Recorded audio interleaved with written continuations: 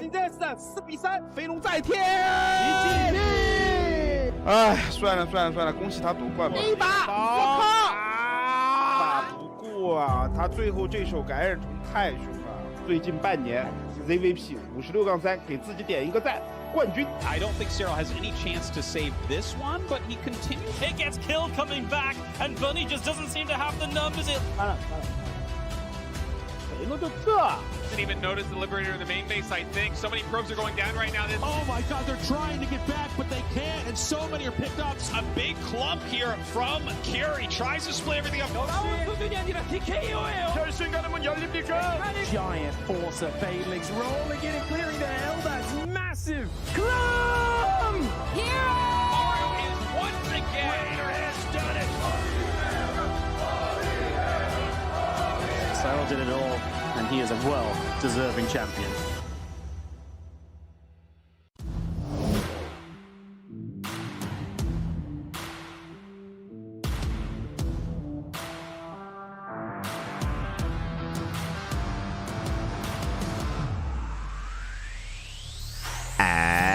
And welcome back, everyone. Welcome back to another day, another week, another group of the Coliseum 8 group stage, Group C, day number 1. Of course, your site VIP. With me, I'm joined by these amazing players, by the people in the chat, and by my plushies as well. Welcome one and all to the continuation of the group stage. Here we go. Over the course of the past couple of weeks, we've been covering and going over all the groups, Group A, Group B, and now we're here with Group C. Oh boy, here we go. We have 4 amazing players. We have Maru, we have Lancer, we have herO, and we have GuMiho. 2 Terrans, 2 Protoss, 4 players in total, but only 2 will advance on. Only 2 will advance on here to the next round, to the next stage, and the question becomes, who exactly will make it through? We are here to find out. Let's go. Up first, we have our TVP, Maru versus Lancer. The TVP is upon us, vetoes are done, and our players are getting ready as we speak. Coming into this, though, what I will emphasize is that Maru, he is, of course, in top form, and Lancer is the underdog. He's the underdog of the group. There is still a little variation. There's still a lot of possibilities when it comes to the group itself. GuMiho, Maru, and herO, they are very, very much so heavy hitters. Lancer is coming in as a dark horse. Can he cause some upsets? I want to believe he can, but taking a best of 3 here is going to be a tough asking. Here we go. We're jumping into game 1 in the top left-hand corner. We have Maru. Wait, what? Wait a minute. Okay. At the top left we have Lancer. In the bottom right we have Maru. They'll figure it out. But here we go.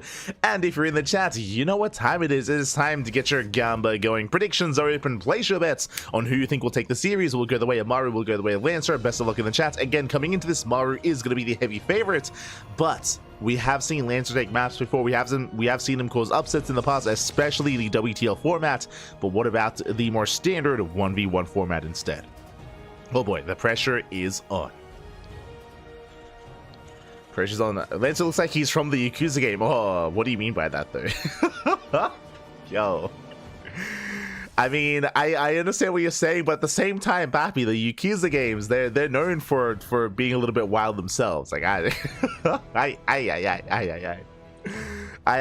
yet to indulge in too many Yakuza games, though. I feel like I should. I feel like I'm missing out on some culture, on some proper memes, but regardless, let's go. The picture, yeah, I get what you're saying. I get what you're saying. But here we go. For the time being, we do have our sponsors. Big shout out to Doyu and SCBoy for sponsoring and for making this event a reality. Much love. Much love to all the sponsors. Zero is the best. I think I actually own Yakuza 0. I'll be honest. I think I got it like on a humble bundle or something a long time ago. One day.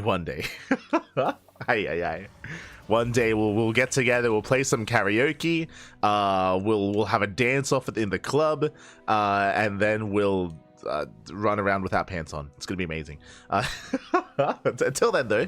Until then, we're going to be settling into our PvT. For the time being, we do have a more tech-heavy opener out of Maru. Double gas into a faster factory, into a delayed CC, so a very tech-heavy, or much more tech-heavy start here out of Maru. Meanwhile, Lancer across the map, going for his tech of choice, going to be going for a Stargate opener. Bearing in mind as well, welcome one and all to Abyssal Reef. Abyssal Reef is one of the largest maps in the map. Ooh, that's a kill on the probe. Oh, that should not have quite happened so early on, but the probe does go down. Abyssal Reef is known for its long game macro play, I should emphasize as well. Very easy to defend on 2, 3, 4, 5 bases here. A very secure setup here on 5 bases is going to be available to our players. This is why Lancer is going for a Stargate opener. Stargate play is designed to get you into the mid game in a good position, to gain map control, to contain the opponent, harass, of course, deny drop play, and get into Phoenix Colossus. I'm assuming it's going to be Phoenix Colossus. This could be Phoenix into Charge Lots, could be Phoenix into Storm. Technically, there are possibilities here for Lancer. For the time being, though, he is going to be settling into his first wave of Phoenixes. Phoenixes are on the way. Maru back at home, chilling, working towards his drop. As a reminder, remember, it was a faster factory into a faster starport into a faster drop play, and Medevacs should soon be moving out across the map to scout and to get some economic damage. So Maru soon to move out, for the time being establishing his own natural. Back at home, extra gateways on the way for Lancer. So far so good, we're settling in. Not gonna lie, I got Yakuza 0 in a humble bundle, I installed it, and then I accidentally played it for 80. I've only taken a couple of steps there. See, I got it in the humble bundle, I haven't played it yet. But I'm sure once I do, I won't stop. And then I'll be questioning my life choices, I'm sure. But now, though, Adept does shade into the main, gets a full scout as well, does get eyes on the researching tech lab. Very nice scout here by Lancer. Does only get 1 SCV, didn't really get too much damage, but did get plenty of scouting information. Meanwhile, here comes a drop play from Maru, and the Medevacs is going to be shut down. Nice lift here on the Widow Mines as well. Very nice cleanup. The Widow Mines go down, no economic damage. Likewise, Medevac as well. Lancer will completely shut down the drop play. Let's go. So nice cleanup here out of Lancer. Does shut it down. And we'll see how Maru responds from here. How he does build back up. For now, he's getting into tank production, marine production as well. Working eventually towards stim. But Maru should be contained. He should be contained on 2 bases. Interesting. Getting into Viking production now. Just as much anti-air as possible. As Maru should be stuck at home. And in doing so, Lancer can now tech. He's getting a 3rd base, and we should soon be seeing some splash damage or charge. Like one or the other. There it is. There's the bait. Straight up standard old school Phoenix into Colossus. So Colossus production is on the horizon here for Lancer. Looking quite comfortable against Maru, not gonna lie. As he does dip in, gets a couple of SCVs. I say a couple of 5 SCVs go down. Again, these Marines do not have stim, so they can try to chase down some of these Phoenixes. Alas, they don't really get much damage done on them. So far, so good.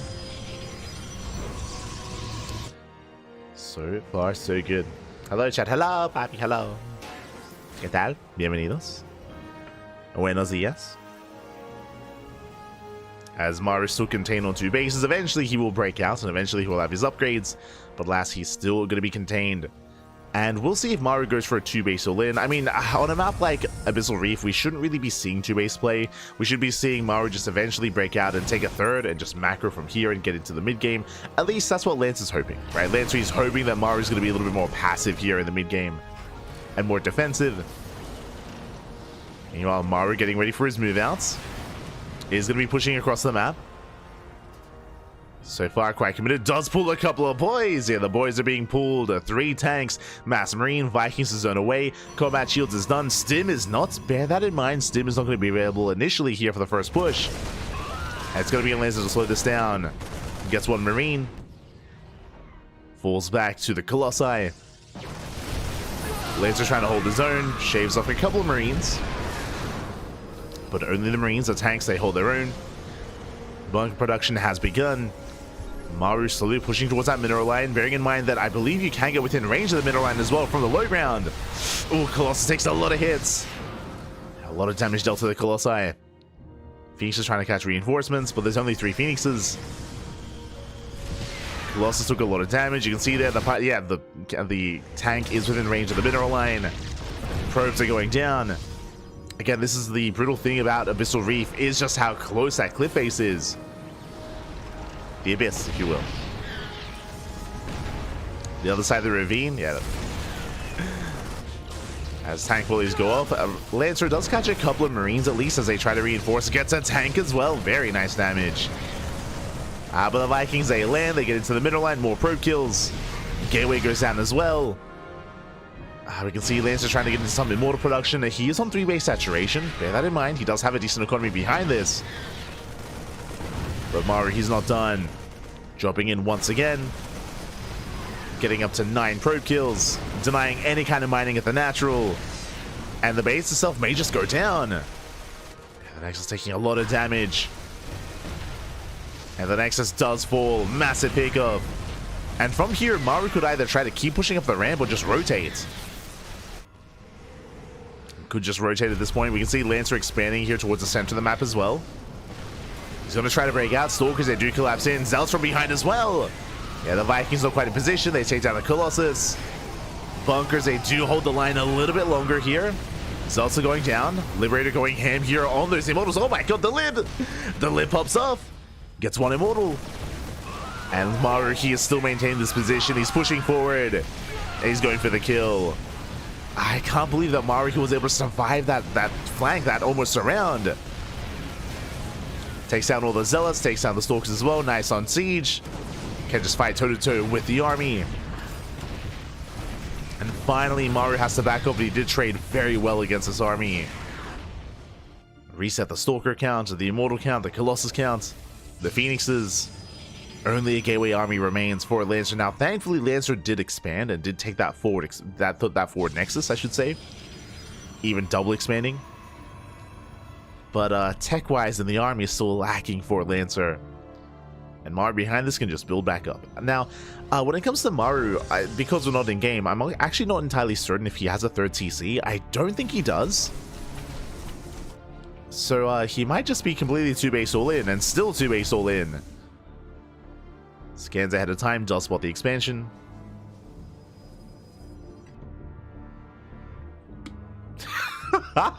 Just caught me off guard. We will fix the bracket command, my apologies. The only thing Maru did not reset was the Super Pavicon. I see what you did there. Aye. No. He can't start the game.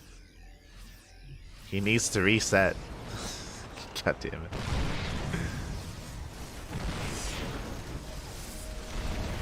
Beautiful. You know what game I played on the SNES back in the day? Yo, the Moss game. That was it. the movie tie-in game of the Jim Carrey Mask movie. Let's go. As the army does commit, and we get no mining here at the center base. I honestly don't remember much about it. It was like a platformer. But yeah. Back when games were good. Copium. True, games that were only good back in the SNES era. Aye. Copium. As Maru takes down the center expansion, does rotate. Once again, I will get on top of that bracket command. My apologies. For now, I'll just link you in the chat. Meanwhile, Lancer building back up. He's got 1, now 2 Colossi. Not bad. He's built back up. By the way, Maru is still 2-base all in this entire time. Crazy. Entire time has been 2-base all in. Pushing in. Zealots coming from behind. They run into the liberation zones. As Zealots are going down, the tank barely survives. And if Lancer can just buy a little bit more time here, he might be able to hold on. Liberator's moving forward.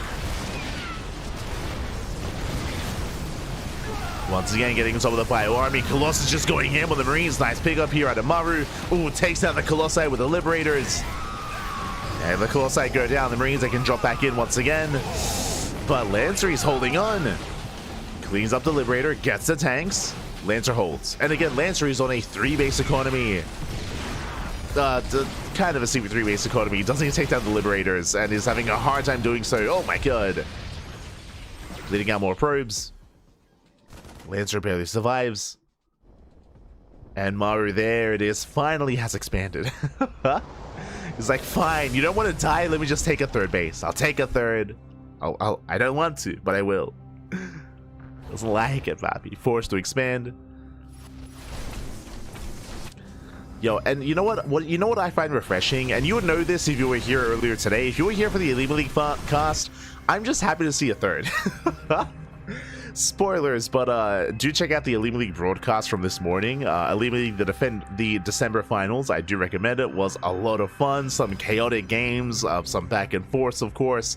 And it was an intense finals. Intense best of 7 is what I will say between a Terran and a Protoss. And I do recommend it. And again, I appreciate that we get to see a third base getting saturated. It's a rare sight. it's a very rare sight. Oh no.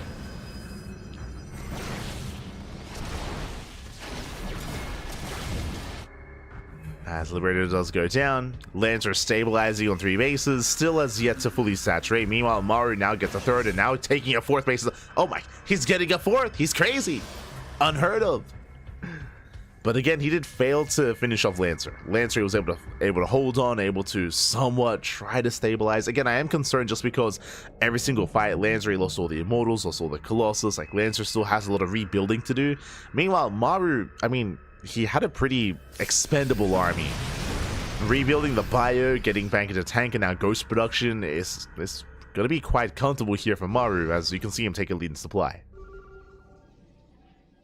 Is going to be skyrocketing ahead, and now suddenly this army is that much higher quality. He's got EMPs. He has those EMPs available. He's got 1-1 upgrades. Working towards the army, towards 2-2. Massive EMP on the Stalkers.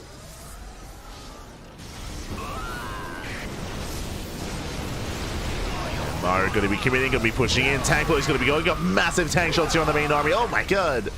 The Stalkers go down, the Immortal as well. The Colossus do survive, but really just barely the Colossi. Really not anything else. Once again getting within range of the Natural.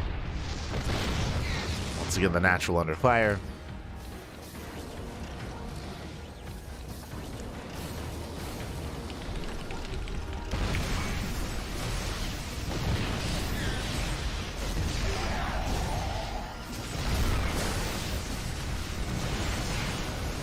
As here we go, he does just commit up the ramp. Massive EMP is going off. He gets 1. He almost gets the second Colossus as well. Zeltay coming from behind. Once again, I'm loving the surrounds that Lance has been going for time and time again.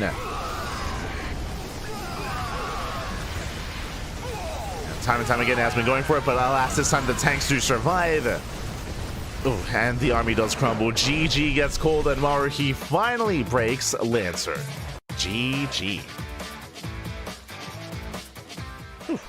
GG, well played. Again, Lancer, he did refuse to go down for quite some time, but it's one of those things where throughout that entire game, it was Lancer surviving, but not really thriving in that kind of game state. He was really struggling to gain any map control, any momentum himself. He was just stuck defending the entire time. Did have some very nice engagements, especially when it came to the surrounds with those Zealots. Time and time again, he would come in from behind, he would catch Maru out of position, and he was able to hold on.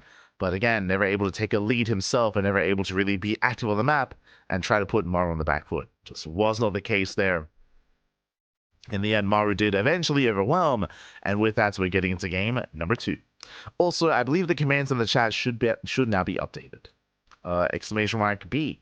There we go. Should now be updated, so we got you. We got you. Do apologize, didn't quite update it before the stream went live.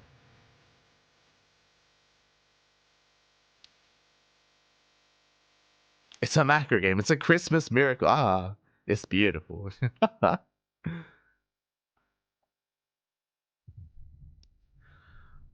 So difficult to play Terran, so much skills. I mean, again, it came down to the initial move outs. If you recall, he was able to, I mean, we spoke about it, right? He reset everything except for the Super Famicom. Oh my god. It was crazy. The initial engage, even though Lancer didn't quite crumble then and there, it did kind of set the stage for Maru to maintain that lead, maintain that momentum, and just keep Lancer on the back foot. And we'll see if Lancer can recover here in Game 2. We're going to be loading into Amygdala. I do appreciate it. Amygdala is a map that was not played at all during Elite League, as it was not in this month's or this week's map pool. So quite refreshing to see Amygdala once again. Is quite refreshing.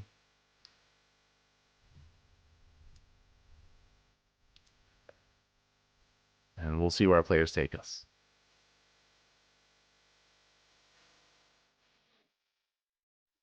Here we go. As spawning in the top right-hand corner of Amygdala, we have the South Korean Terran. It is Maru for Team Vitality. In the bottom left, we have Lancer, the Chinese Protoss, looking to fight back, looking to tie the series up and force the ace match. Let's go. Let us go.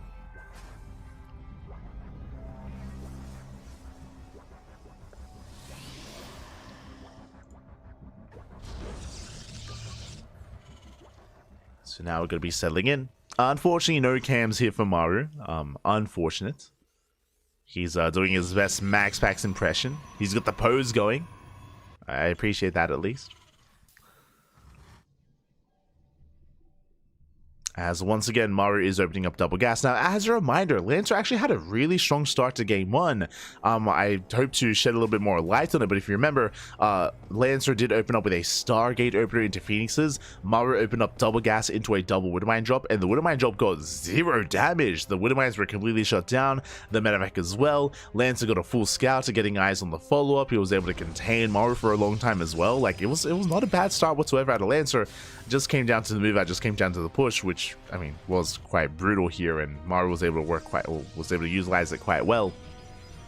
So we'll see if Lancer can replicate his success early on, and this time have a bit of a stronger follow-up after denying the opener of his opponent. Now with this double gas into Factory, of course, into a delayed CC, but the CC should be on the horizon. Technically, this could be the setup for a one-base all-in into a starport, but Maru isn't really one to go into one-base all-ins, especially on a map like Amygdala, one of the more larger maps in the map pool, at least one of the larger rush distances, at least until the rocks get knocked down.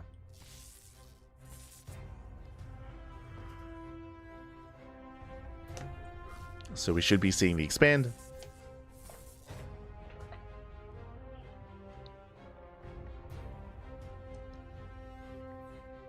As there it is, CC on location. Meanwhile, across the map, Lancer once again going to be opening up Stargate.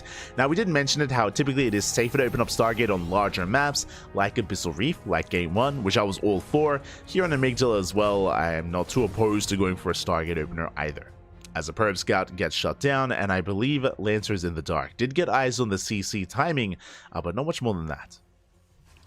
So it's still not fully aware of what's going on.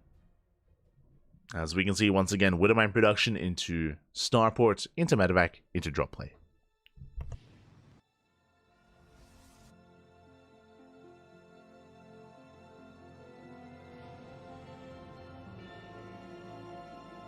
Should be what comes next. As Reaper does attempt to dive in, but Last of SimCity is a little bit too good. Reaper is deflected. Phoenix production well underway. And we'll see how committed the mine drop is going to be this time. Last time was only 2 Widowmines.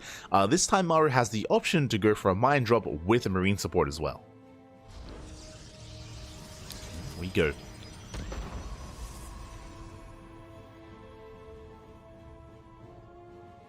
As I believe the medevac has arrived.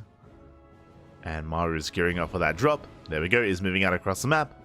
Is once again going to be a double Widowmine drop, but this time the marines are moving out alongside it. Interesting.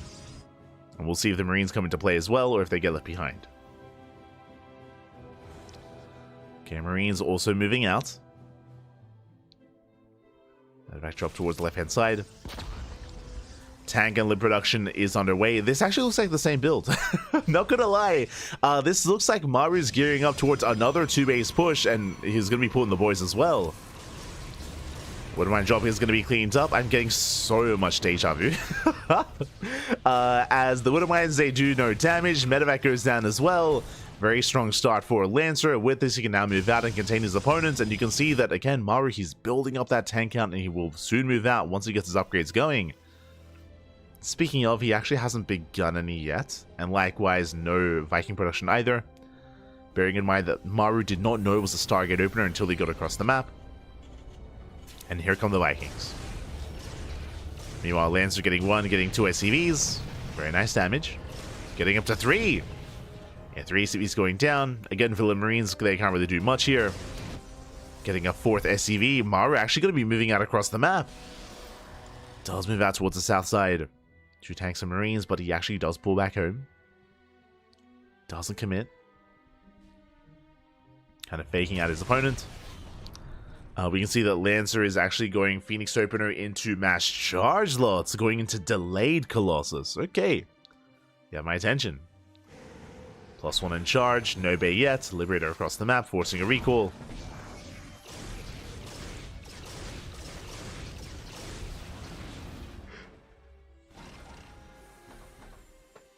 It does force a recall back home. And again, this is the same setup that we saw previously. Oh, but with one big difference. Last time, Maru threw down extra axes and worked towards stim and combat shields. This time, if you notice, that is a third TC in production. Maru is going for a more macro build this time. Okay, he's macro. Let's go. He's not committing on 2 bases. So he's building up on 2, getting a third CC, working towards stim, working towards combat shields. Again, those upgrades have been delayed intentionally so here in favor of the command center. And that means that Maru's stuck at home, and that means that Lancer can freely tech. He's taking up, getting to +1 in charge. Working towards his own splash damage. And Lancer should get away with it, and there it is. This time it's not going to be Colossus, this time it is Storm.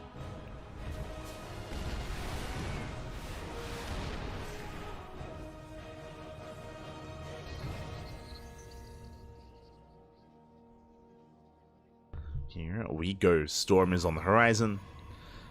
Meanwhile, we do have a proxy across the map right outside the natural. Phoenix is towards the main. We'll see when they can get done. They will scout the command center.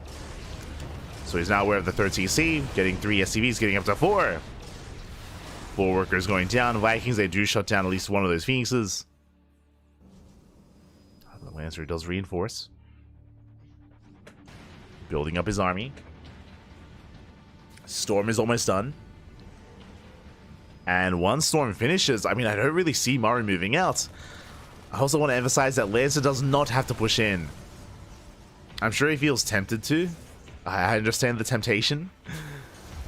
But ideally, he wants to just wait for Maru to move out into the open.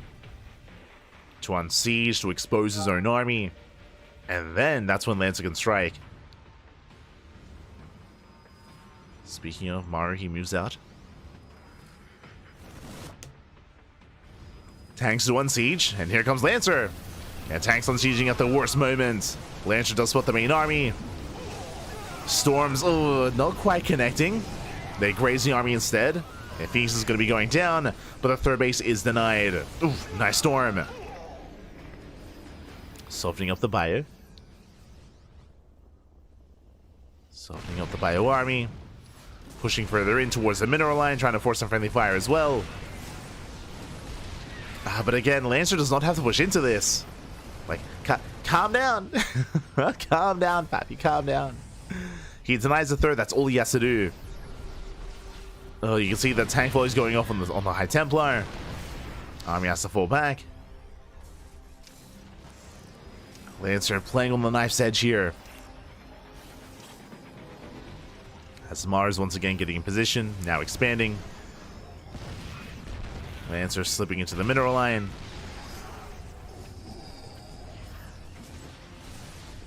And getting an SCV, getting 3.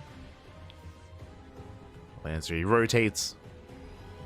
Spots the rotation of Maru. Behind this, Lancer getting a 4th Nexus, and a 2nd Robo and a Bay. Into Colossi eventually. Until then, is he going to really push into this minefield? Wait, it's out of Widow Mine. There's still 5 more Widow Mines behind this. Zealots, they do slip into the natural. Very nice damage here by Lancer, pulling Maru apart. Getting 3 more SCVs.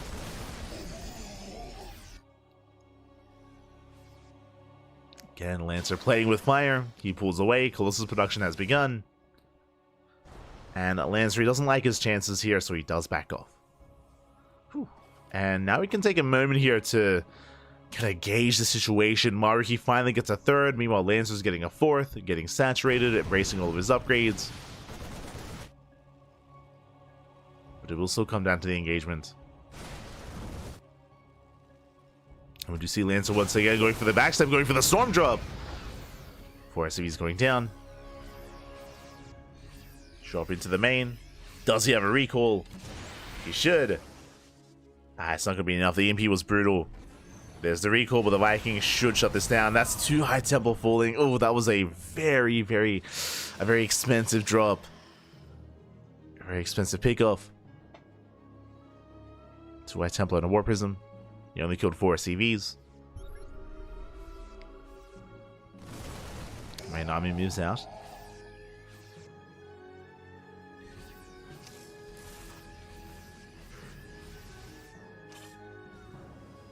At the same time, Zealous do strike the 3rd. Nice. Oh my god, the storms are brutal. They're not bad. Here a little bit less so. But overall, some decent storms here from Lancer. 13 SCVs going down across the map. And Lancer, he can collapse on this army. Storm of the Vikings. Do we have a storm here for the main force? Oh, the EMPs are brutal. Oh, the EMPs! The EMPs do pop up. And the High Templar go down. Massive fight in favor of Maru. Those EMPs were insane. And as a result, there's only 1 storm. Despite having, what, 5, 6 High Templar. Only 1 storm available. EMPs were insane. And Maru, has he done it? Final drop coming in. Again, a decent storm, but decent is not good enough. As Lancer rallies everything across the map. Just going for the main army, going for the 4th. Nexus is going to fall. At the same time, we do see the Lancer is counterattacking. True. Does hit the 3rd base of Maru, denying mining. And again, Maru, his economy is in shambles. Economy could use some attention here. Lancer being active. Oh. They'll take an EMP to the face.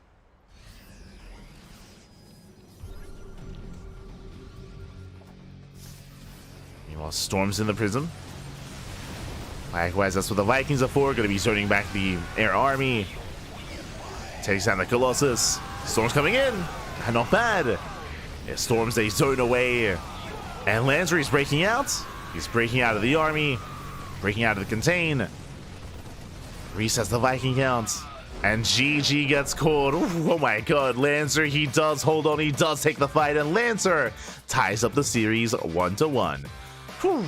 GG. Mate, that was a big sigh of relief. GG, well played.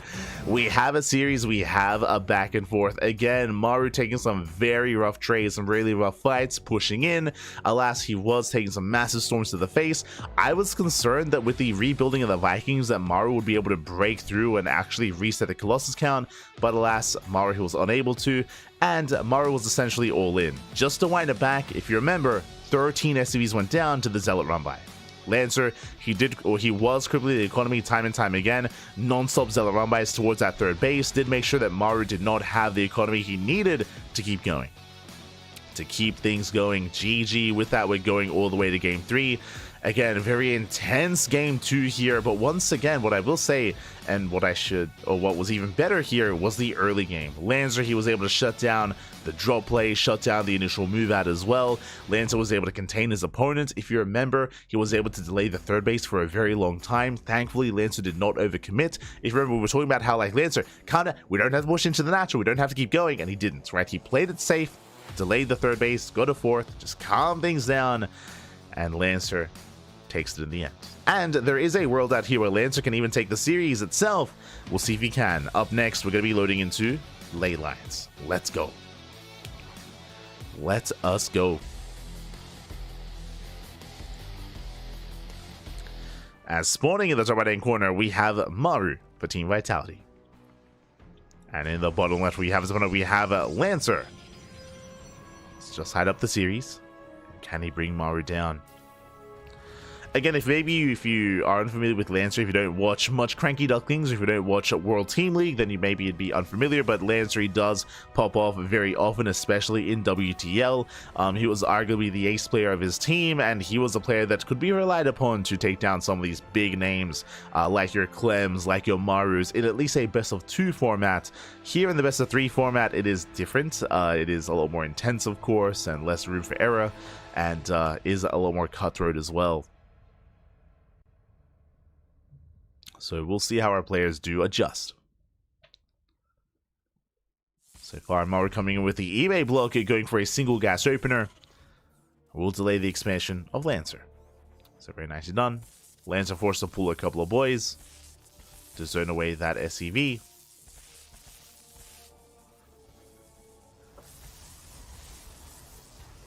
And with that, it is going to be a nice start here for Maru. Just delaying the expansion of his opponents while he takes his own. Which we should be soon seeing.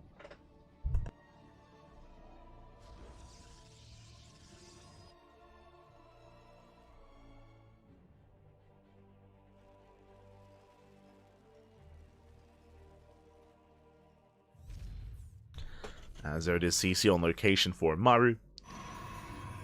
Likewise, Lancer taking his own base as well. Now, every game so far, Lancer has gone for a Stargate opener, and I did approve of it on both Amygdala and Abyssal Reef. Here on a smaller map like Leylines, I feel like it is risky to open Stargate, and we should be seeing something like a Twilight Council opener or a Robo opener. So we'll keep an eye on Lancer for the tech of choice.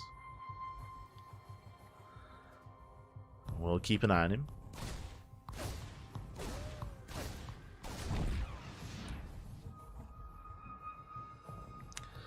As the initial probe gets shut down.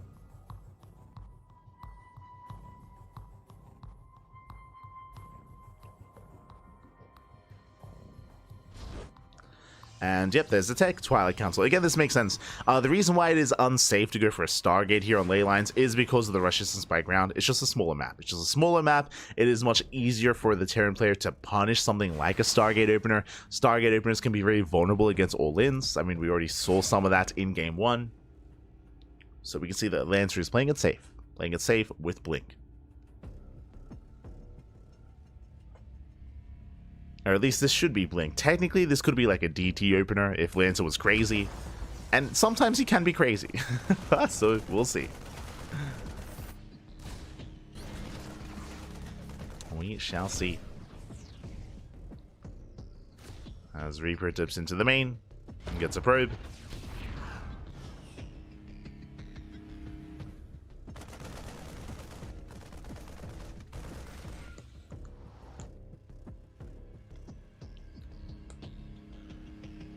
Worker so far. Likewise, extra gateways, robos on the way as well. Just a bit of a give and take here early on, nothing too major yet. As a reminder, Maru did go for a faster CC this game, so as a result, his drop play is going to be a little bit more delayed. He is still going to be going for the drop. So far, Lancer's been doing an amazing job at just shutting down the drops and maintaining himself, but that also was with a Stargate opener instead, and oh, okay, so this time is going to be a less committed Widowmine drop. It's going to be one Widowmine and one Medevac into Tank Banshee. Tank production, Banshee production, and Cloak is on the way for Maru, a very aggressive follow-up. Very committed on 2 bases. Meanwhile, Lancer is in position here at the natural. Stalkers are ready. And they don't quite get the medevac. Oh no! Oh my god. Whew. That was a very close mine shot. Alas, one Stalker goes down. Medevac gets chased down as well. Very nice cleanup here by Lancer. Does shut down the medevac, but I believe the Widowmine does scuttle away. He be scuttling.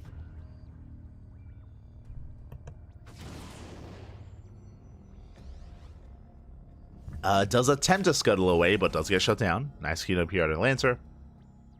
Here comes that follow-up Banshee play. And I'm not so certain that Lancer actually scouted this. Does have the Observer in position. Again, it is not uncommon to open up a Cloak Banshee in this matchup, in this meta. Ooh, did see the research in Tech Lab, and with that, he should be able to, yeah, he should piece it together. Should be aware that that was a Stargate. Sorry, Starport.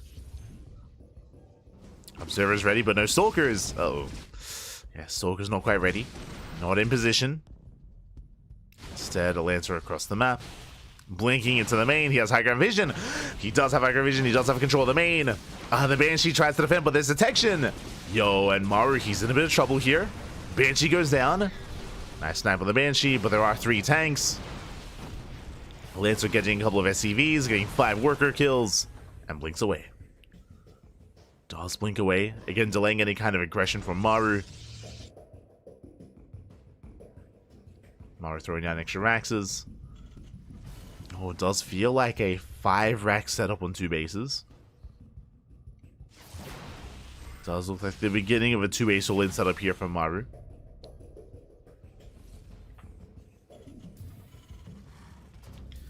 And we'll see if he commits.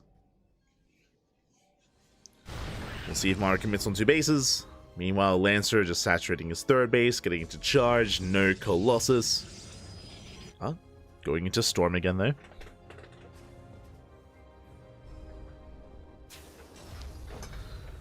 Is taking towards Storm.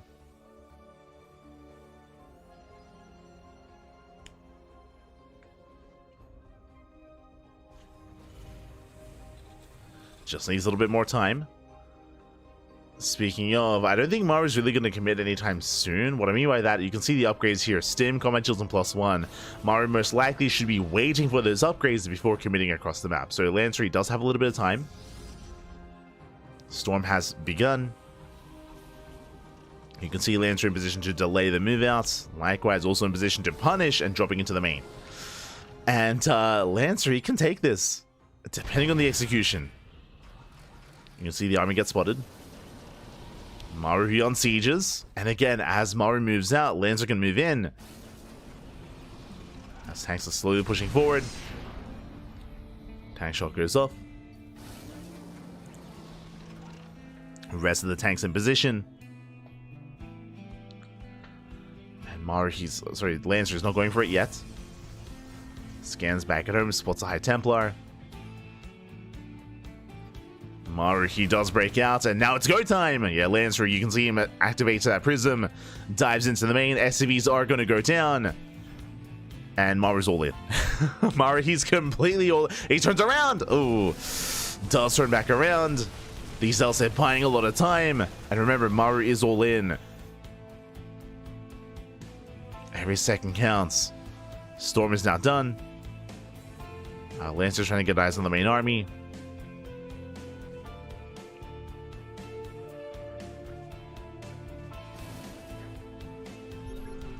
He's at least trying to. There's a scan ahead of time. Zelt's back into the main. But even if all these SCVs go down, it's not about that. It's about the main fight. Tanks are sieging up within range of the expansion. Oh yeah, Lancer late to try to engage. More SCV kills. First High Templar does not go down. Does catch out the shield batteries. Likewise, Lancer just has to slow things down a little bit here. Taking the forward expansion. Or the northern expansion. Once again trying to set up a counterattack. Nexus goes down.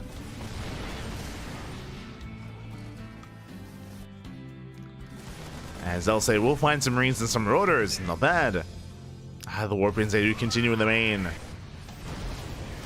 Likewise, Lancer diving in. Does not get the tank. Oof, barely not. But he's so close. He's so close to breaking Maru. Takes down the Gas Geyser. Once again rallying in. Nothing back at home. Tanks are exposed. He gets one. Oh my god, the tank shots though. Tank boy is going off. Nice storms on the arm. Oh my god, the storms are crazy. And Maru is running out of steam. Yeah, workers are going down left and right. Maru, he's completely all in. It's all or nothing for the blue Terran. And I'm not so sure Maru has enough. Oh my god, yeah, the storms are still brutal. And that is all that Lancer needs. More storms.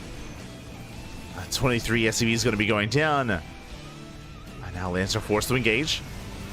Getting on top of the tanks. And tanks are going down. Massive storms on the army. Oh my god, the stacking storms. GG gets caught, and Lancer, he pops off. He takes down Maru 2-1. And already the upsets, they have begun. GG. Este Lancer, papi. Oh my god. GG, well played. Again, specifically, I want to praise Lancer's early game. I want to praise his early game here in every single game, actually, to be able to shut down the initial drop play, to be able to shut down the initial aggression, and likewise to be able to gain map control early on as well. So very nicely done here by Lancer. He does shut Maru down. And with that, Maru, things are looking a little bit bleak for him. Now, I did predict herO and GuMiho to make it out of the group. I did make that prediction when I was predicting with Yaku. I think Yaku went Maru and herO. He may have actually gone for like a wild card like Lancer call. I don't quite remember that.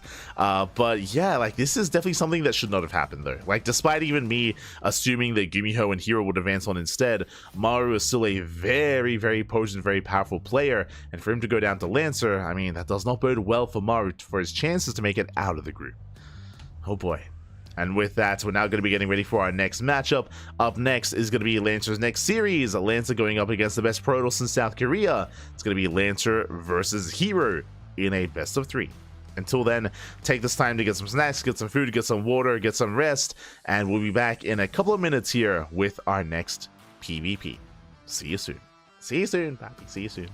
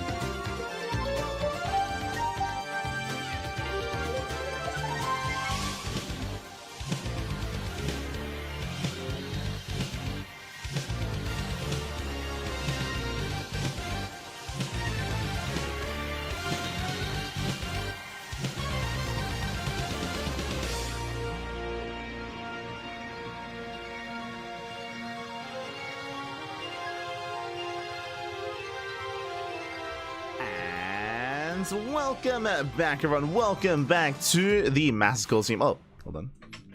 There we go. To the Masters Coliseum 8 Group C Day 1 group stage. Here we go to the initial day here of Group C, and we just wrapped up with our first series of the night. We just wrapped up with Lancer versus Maru, once again bringing Maru down. For those that are curious, Lancer, his best matchup is PvT, so we do expect, or if there were to be some upsets here, we've seen Lancer take down Clem, we've seen him take down Maru.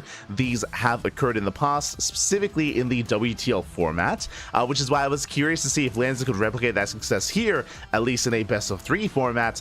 But now he's up against a Protoss player. And again, against any Terran in the world, I do want to give Lancer a chance. As I mentioned before, we've seen him go toe-to-toe with players like Maru, like Clem, but now he's in a PvP. Now, what I will say is that we have seen, I mean, again, Lancer has already caused a crazy upset, and I'm sure he's been cooking up some builds in the PvP matchup, but can he bring down herO? herO, he is the best Protoss player in South Korea. Can Lancer pull this off? We're here to find out.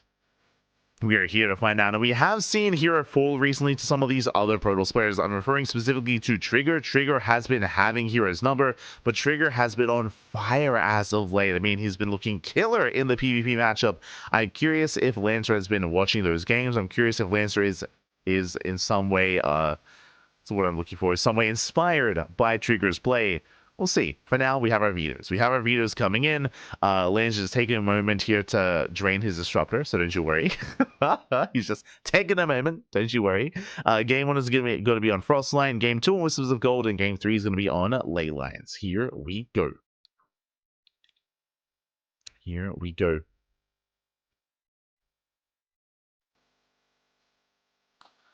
Just came in and saw Cyan 2 on Maru. What happened? Lancer, if you will, has since name changed from quite some time ago. I want to say like 2 years at this point. But again, when it came to that previous series, Maru was hyper aggressive. Basically, he was hyper aggressive. Very much so in the face of Lancer. Essentially, in Game 1, went for 2-base all-in, did work out well for himself. Game 2 and Game 3, Lancer was able to adapt quite well to him, was able to pop off with some storms, of course, time and time again, just wreaking havoc, and also punishing how committed Maru was. We saw that, especially in that last game, whenever Maru would move out, Zealot Runbys would punish him. We saw the same thing in Game 2 as well. The non-stop Zealot Runbys just crippling the economy, just forcing the all-in out of Maru, and the storms able to shut him down. But again, now we get it. We're going to be delving into a different matchup, into that PvP. Oh boy. Now, based on the veto process, Lancer's vetoes are pretty standard. Game 1, or the first veto was El Dorado, followed by Neon Violet Square and Abyssal Reef. These are some of the more unorthodox and large maps in the map pool, so he gets rid of all of those. Meanwhile, from the side of herO, likewise, also gets rid of some of these more macro maps as well. Ultra Love, King's Cove, and Amygdala. So the larger maps have been gotten rid of, except for Frostline. Frostline is going to be the first game of the match. Frostline is unique though because, Frostline is unique though as there is no ramp coming into the natural. Whispers of Gold is a very small map, Ley Lines as well. So a lot of aggression is going to be a lot more favored here, and we'll see how aggressive our players really are going to be. Here we go. We're getting ready for it. I do see some people asking in the chat about the clean feed. I do apologize if the quality of the clean feed is a little bit lower. We have brought attention to this before during World Team League, during WTL. But essentially, for those that are curious, sometimes the quality isn't amazing as the clean feed is actually directed through a VPN.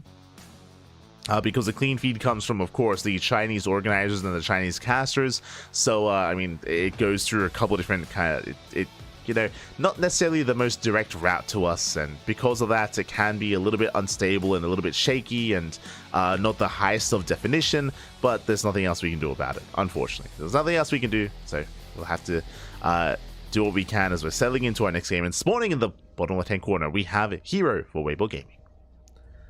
And in the top right, we have Lancer. Already causing a big upset against Maru. We'll see if we can do it here against herO as well. For those that are curious, this is also a round-robin group stage. Maru, upon dropping that first series against Lancer, does not bode well, especially considering the caliber of players in this group, herO and GuMiho. And again, GuMiho recently had his way with Maru in an offline tournament at Home Story Cup.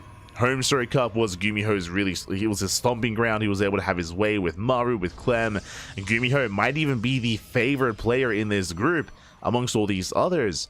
And yeah, as a result, we could even see a world where Maru does not make it out of the group stage. I mean, it's brutal. It is like a group of death. You know, you've got GuMiho, herO, Maru, and Lancer as well, who clearly can cause upsets and can really determine the outcome of this group. It will all come down to Lancer and who else he brings down.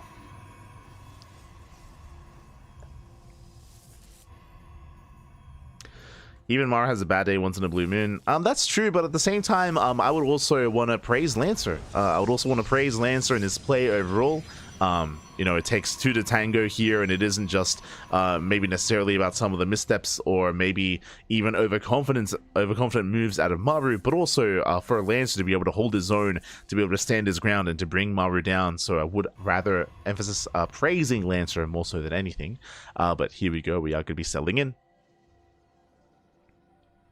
As so far, we do have Lancer going for what looks to be a fake proxy pylon. Yeah. Fake proxy. The pylon has been placed. herO does probe scout. herO is aware. And before I forget, predictions. Predictions are open. Place your bets. Get your gamma going, as you can now predict on who you think will take the series. Coming into this, I do favor herO, but hey, I favored Maru previously. And upsets they can and will happen. So take the chance. Do we get any gambas for Lancer? I mean, it's possible, Pappy. It's possible. I mentioned before that Lancer's best matchup is PvT, which means I'm looking forward to his match against GuMiho, not gonna lie. But for now, we do have our tech of choice. herO going for the Robo. Okay, so far so good for Lancer. herO's Robo opener tells us that herO is terrified, he's scared, and he's playing more defensively. Now, herO can turn this defense into an offense. We could see herO go for a third gateway and go, yep, there it is, third gateway, one base all in. Let's go. So herO, he's committing into a one base all in. Lancer back at home, it looks like he wants to expand. Oof. Okay, so Lancer is going to be expanding, which means he delays his tech. Lancer delays his Robo, he delays his immortal production, delays his blink in favor of an economy that might not come into play. As herO, he's going to be sending it across the map. Let us go.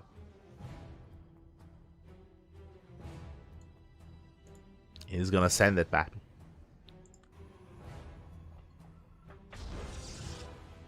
As Lancer is trying to prepare. Pylons are on the way for eventually shield batteries. herO moving out with that War Prism to reinforce on the front lines. Again, he can warp in 3 units at a time. See herO poke in. So far, he doesn't really have much to work with, so here he has to respect the army. Pulls away. herO, he's actually going for the expansion. Oh, okay, my apologies. I assumed that herO was going for the one base all in, and this is an aggressive opener out of herO. He has a lot of potential, but with that expansion, that tells us that herO, he is not committing to the all in. Which means herO, he's going to be falling behind if he doesn't get damage done. So Lancer is making 2 probes at a time for that much longer. And herO, he has to accomplish something here. There we go, warps in some adepts. Gonna be 2 adepts towards a natural. And we'll see what herO can get done. Hallucination is denied. Lancer in position. herO dipping in. Lancer will zone him away. So far, so good.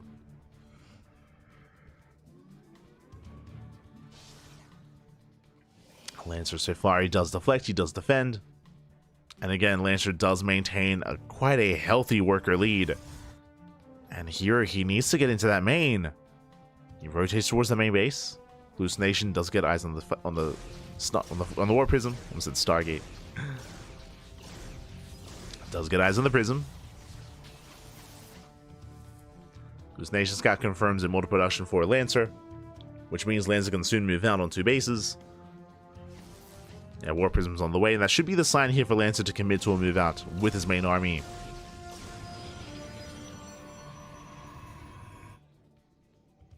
We'll see what he's able to accomplish. See what he does pull off.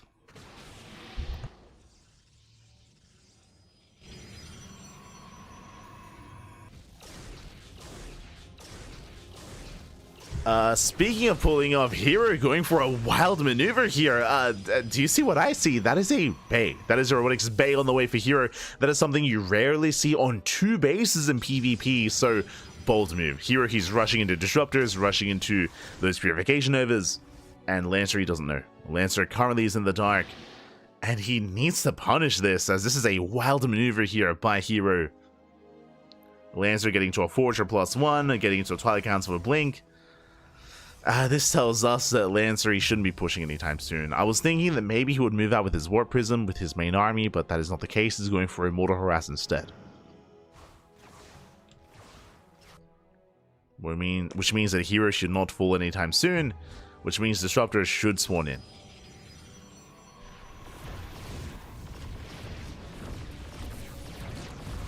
Mortal drop into the main.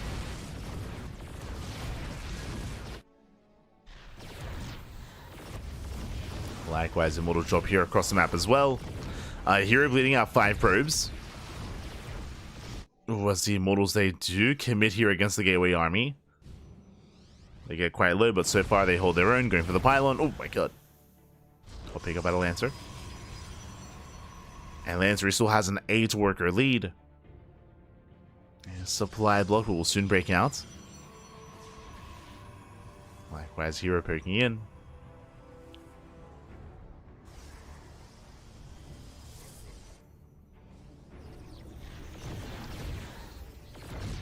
Does poke in, Lancer going for the pylon.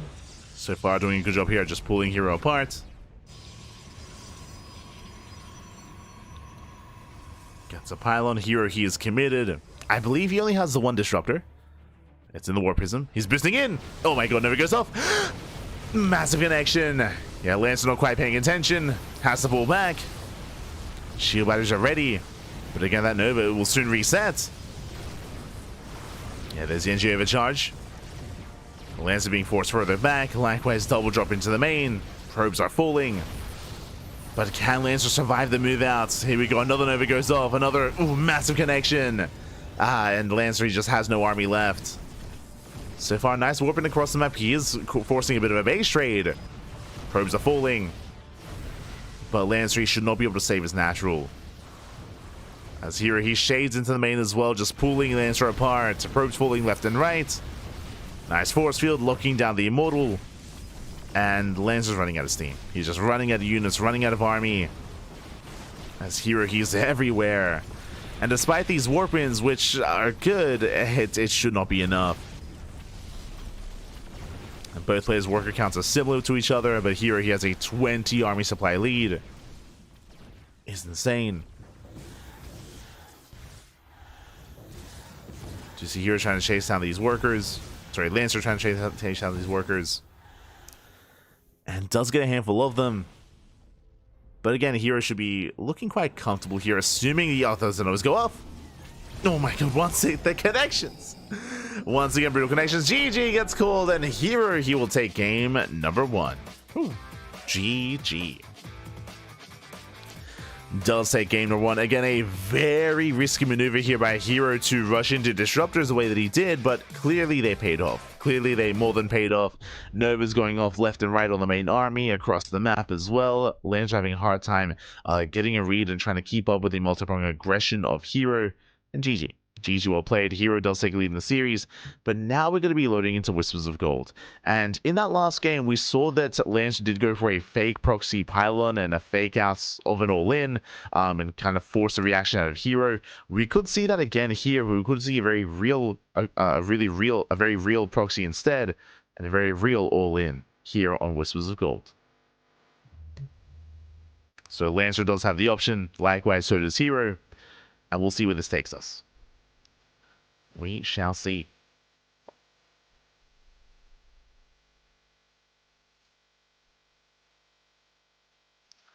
As our players are getting ready. Oh, they're shaking off the nerves. They're shaking it off.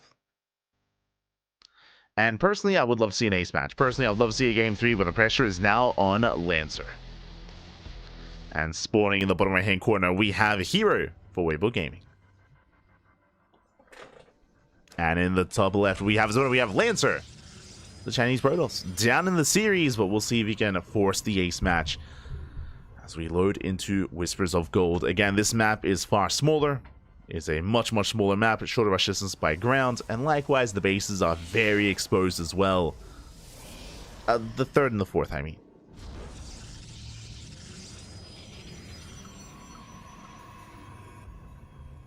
Third and fourth are more exposed. Much more difficult to hold on to. As a result, we could just see 2 base play, or even 1 base play.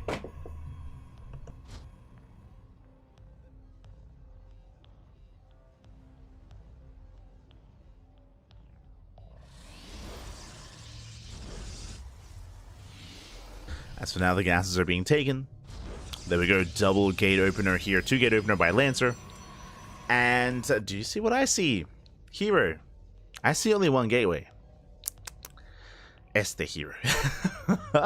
So herO, he's asking to be all in. herO, he's going for a gate into Cybercore. There you can see Cybercore is on the way. And what does this mean? This means that herO, he's going for Stargate into an expansion into the Nexus. And this is a very risky maneuver here by herO. It's very greedy play. This is often what MaxPax does go for. And again, if you've been watching the CranKy Ducklings over the past couple of months, then you would know that herO has been going for the MaxPax opener in PvP much more often in those, or ever since the patch went live. Not in the PTR, but ever since the patch did go live. Lancer commits to the pylon and show us the robot. The Cybercore is almost done. Cybercore does wrap up. Double Adept on the way.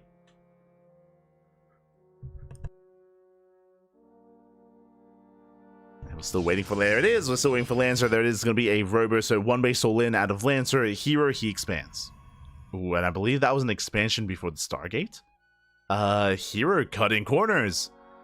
Again, herO, he knows that the pylon is missing. He's looking for the pylon, looking for the proxy. Eventually, he will find it. But this might be a rough position here for herO. We'll see how quickly he responds. Oh, as the probe... No, the probe does actually reroute. Yeah, it does reroute, and herO, he's still in the dark.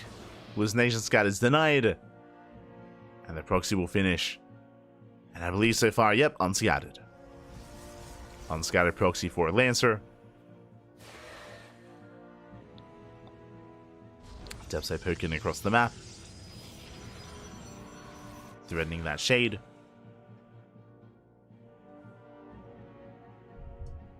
As Lancer is finishing up another gateway.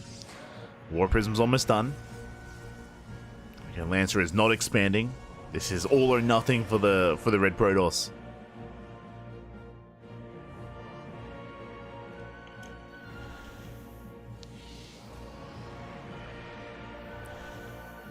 And we'll see what he can get done. Mortal Passion has begun for Lancer. A bit of a later robo here by herO. Much later robo. A depth drop into the main. Shading into the mineral line. Does threaten the shade. Not quite getting any probe kills. Gets to the natural though. Gets 2. 2 workers going down. Nice force fields here out of herO.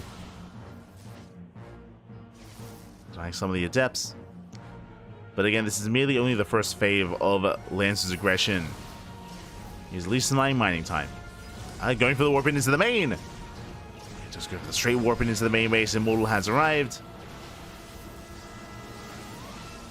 Lancer going to be rotating over. Nice force field, but alas, does it slow down the army? I will. The army slow down. As the force field does break out, or does expire. Here he breaks out of the main. Still contained on 2 bases. Remember, Lancer has yet to expand. Like, Lancer is still very much so all in.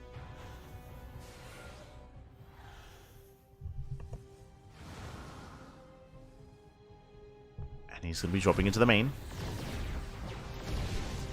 Going for the gas mining.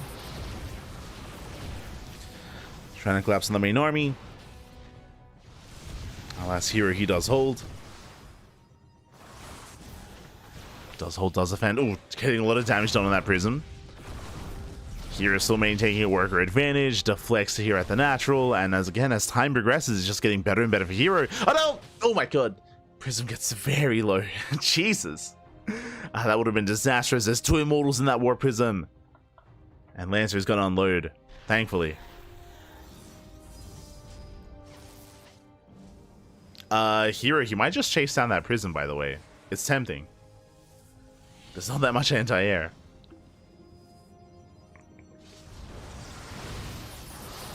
So here we go. Here comes a commitment here from Lancer. Pushing in towards the natural, decent force fields. Nice shuttling here to Lancer as well, saving the army. Does save the army. Up to 3, soon to be 4 immortals. Do have the counterplay here by herO. Trying to shut down the army. Likewise, still just being pinned back.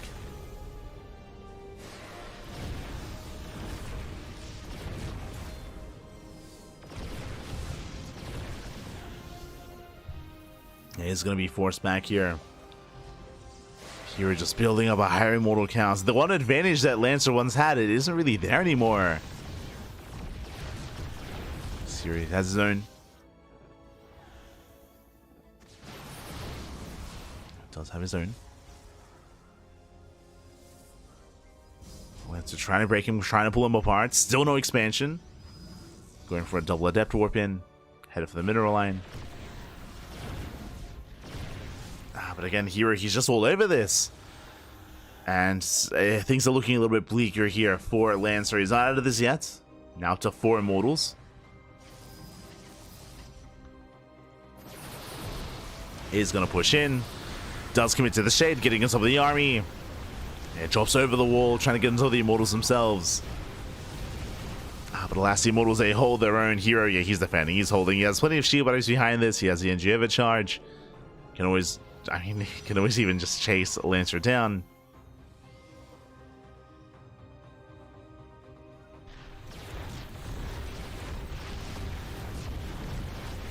As the immortals there to engage.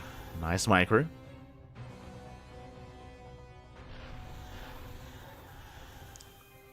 And so forth back to the low ground. Eventually, herO will be able to break out. Just waiting for his upgrades. Or even a bay.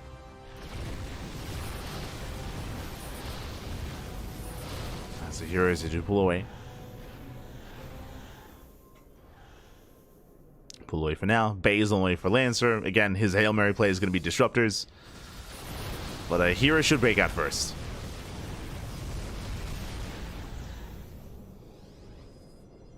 Should be the first to break out. Still pushing into 6 immortals is a tough ask. But alas, he has 6 immortals of his own. He's going to be pushing forward. I spoke earlier about the clean... No! I spoke earlier about the clean feed, and it looks like we may have just lost the clean feed here just as the final fight was soon to occur. Now is not the time. Is a little bit unfortunate here, but now is not the time. I did mention before, but again, the way that this works here is that the observer, the production team, they do use a VPN to even gain access to the in-game server. For those that don't quite recall, the Chinese servers did go down, and now VPNs are required to head on over to like the Korean server, for example, or the American server. So that is what they are utilizing, and at times it can be not the most stable of kind of situations. So with that, we're going to have to wait for the observer to rejoin, and then resume from replay. Find out next episode of Dragon Ball Z. Let's go. I mean, again, the fight was about to occur, and it's going to be a close one as well. Oh, okay, we're back. As we are back. Did the fight conclude? It might just have. Here we go. As herO, he breaks out. Again, pushing into 6 immortals. Lancer is holding his own. Micro is solid. Disruptor has arrived. Nova goes off. Sending back the army. Okay, just looking at the recap here. 5 immortals going down to 1. Crazy trades.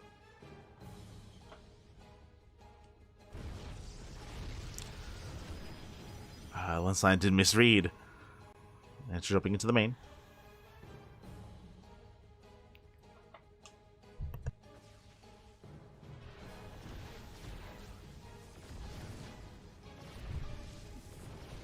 Can't wait to see the end of the fight in 2 months. No. What you're gonna see here is we're gonna be rebroadcasting Group A and Group B of Massive Coliseum. We need to find out. We need to see the beginning of the Namek saga again first. We're once again watching the new force arrive. And then we're going to run that for a couple of months. And then we'll be back. Smooch. Smooch, papi. We just want to see the finale.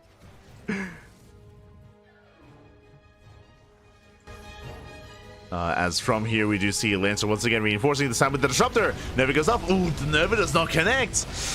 He did overextend. Did overextend with that Disruptor. Nova was denied. Not like this. And herO has momentum. Yeah, he has momentum. He's going to chase us down. The Immortals, there's no escaping. There's no escaping the Disruptor. Sorry, the War Prism meant to say. As the Immortals, they take a lot of damage. Nice juggling here out of herO. Takes down one and going for the other. Lancer racing back. Not a bad engager out of Lancer as he does hold on to his production at least. Meanwhile, at Epsay shade into the main. 5 probes going down. Okay. Lancer, he's cooking. herO, he still maintains a worker advantage though. Dropping across the map. And again, just trying to pull Lancer apart. Yo, shout out to Phaser in the chat as well. God, we got a big shout out to Phaser. Thank you so much for the sub. Thank you so much for the support. We do appreciate it. Welcome, welcome to the pond. As we have 10 workers going down from the side of Lancer. He's down to 8 probes. Again, less than a half-based economy. And GG does get called. Lancer does not have enough to break through. It was a bold move for him to go for the Disruptor, but we did not see the Novas that we really needed. And with that, herO will take the series at 2-0. Whew. GG. And herO, he will take it.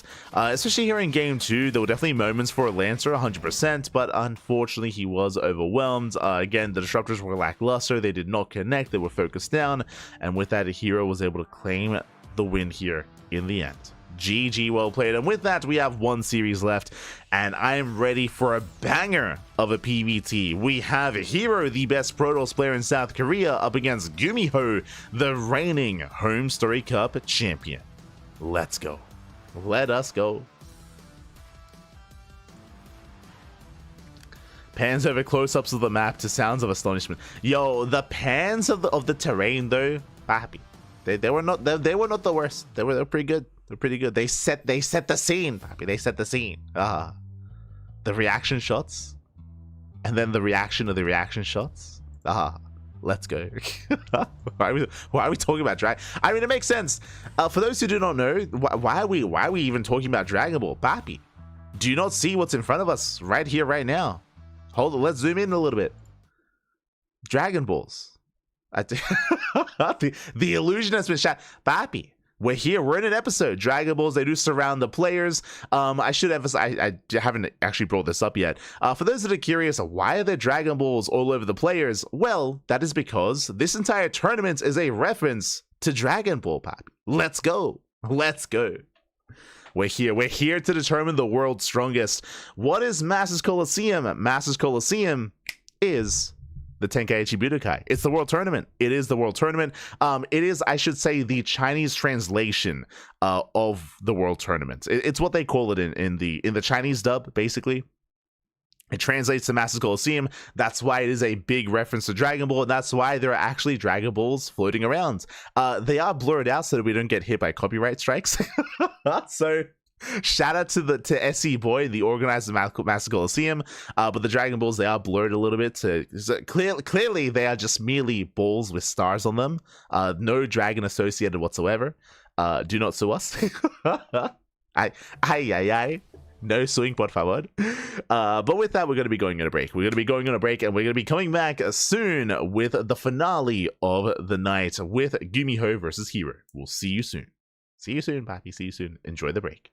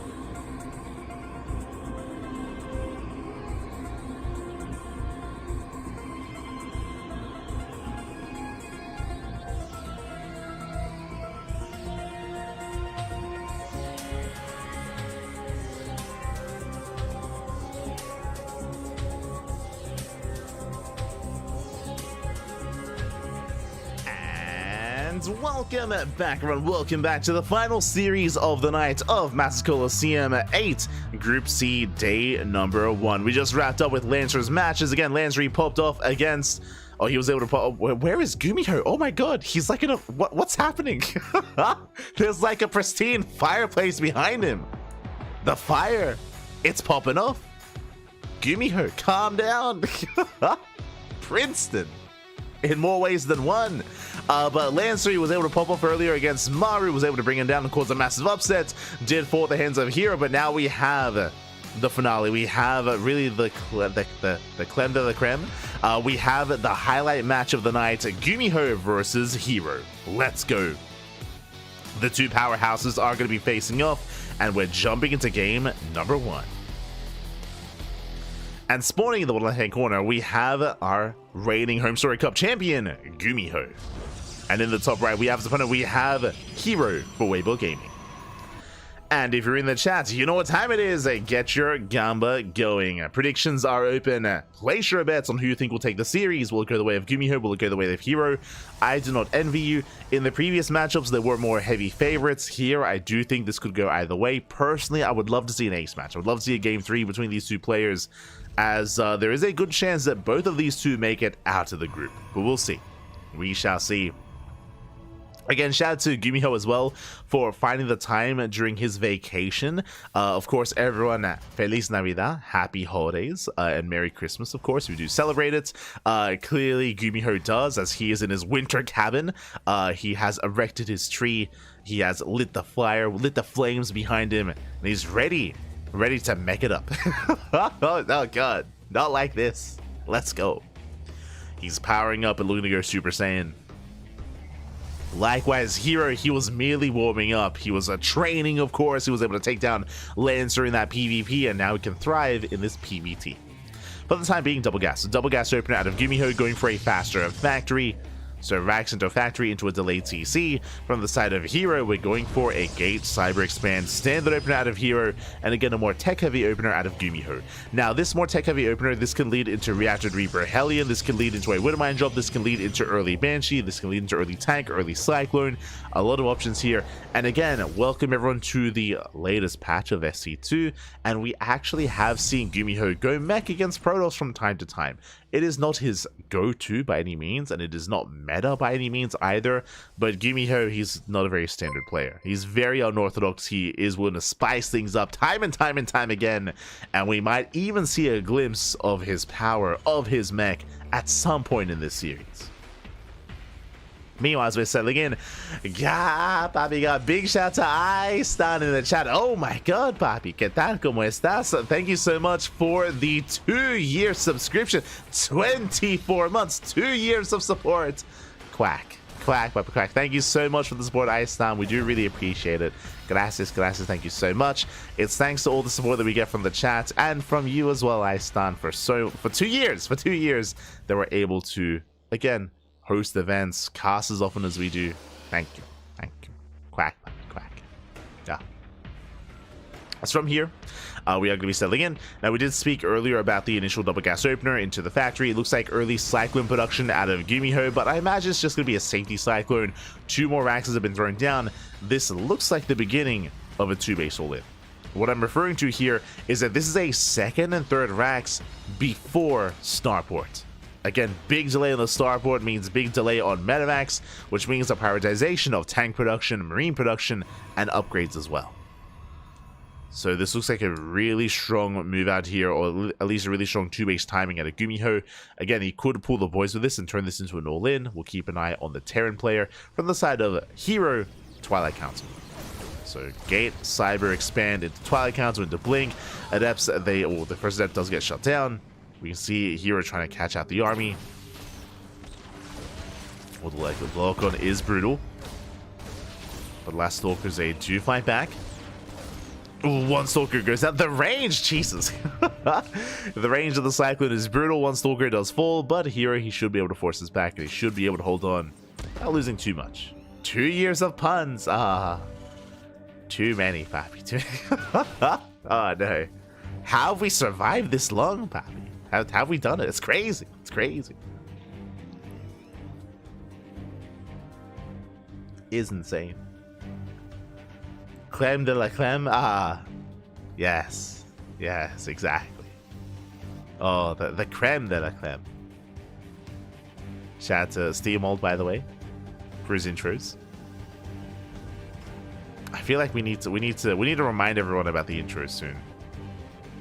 Looking at you, Yaku. We'll get there. And so now it is going to be the Bay follow-up, so it's going to be Blink into the Bay, into Colossal production. GuMiho is still building up. He's waiting for his upgrades. What are we waiting for? Waiting for Stim, Combat Shields, for those upgrades to wrap up before GuMiho can commit across the map. And again, we'll see if GuMiho pulls the boys. He could do so. Could just pull the boys and send it across the map. We'll see.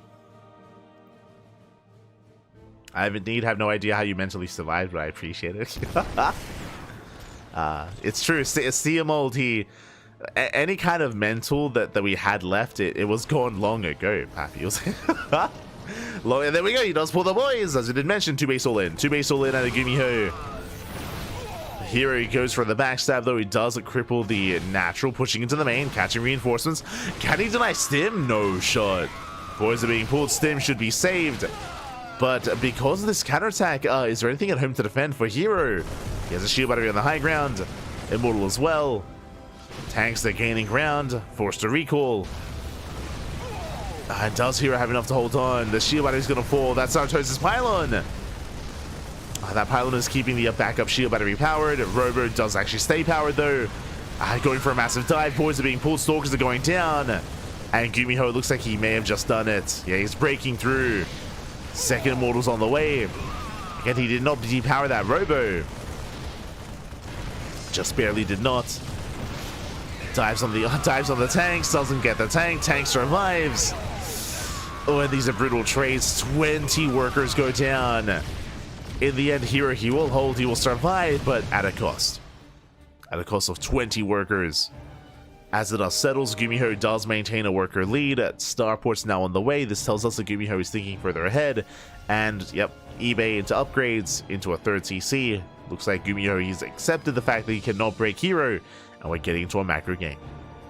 Now, as herO stabilizes, he's working towards Colossus production. I do favor herO here. Do favor him quite a bit. He does have map control, and herO can now expand, take a 3rd base, and take up.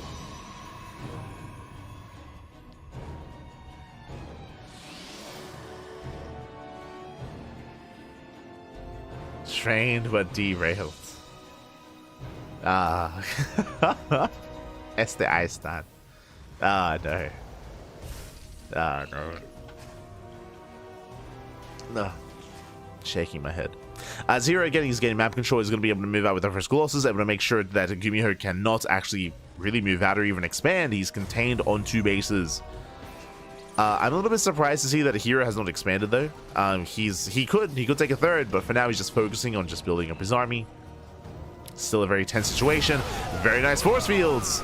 Yeah, the Marines, they just get annihilated tanks. The first one is going to go down. One tank for one immortal though. Not the cleanest trade from herO.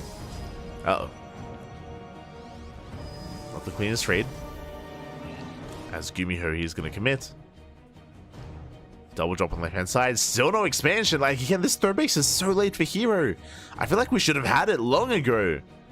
It's just now going to be thrown down. But again, it's heavily delayed. GuMiho, you can just go for the denial with that drop. Speaking of, herO getting into the mineral line. Does slip in. herO going to be zoning him away. At the same time, there's that double drop. Sorry, that singular drop across the map. Last, the expansion will survive. But at least GuMiho is aware of the timing.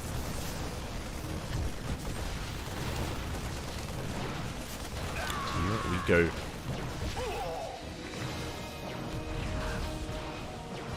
Stalkers, they do slip in towards that main.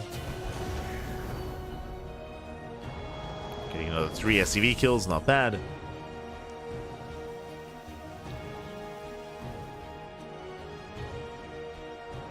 Getting another 3 workers. GuMiho trying to go for his own drop here towards the main. Dark Shrine on the way for herO. Likewise, there we go. herO just now trying to establish that third CC on the way for GuMiho as well. We're calming things down. We're expanding. We're finally expanding. We're finally embracing the economy. I see Sakura asking in the chat, I'm assuming orange number is workers. The yellow number is workers. The orange number is army supply. Assuming that we're looking at the same numbers though. The same colors. But there goes workers, then army supply. Then APM.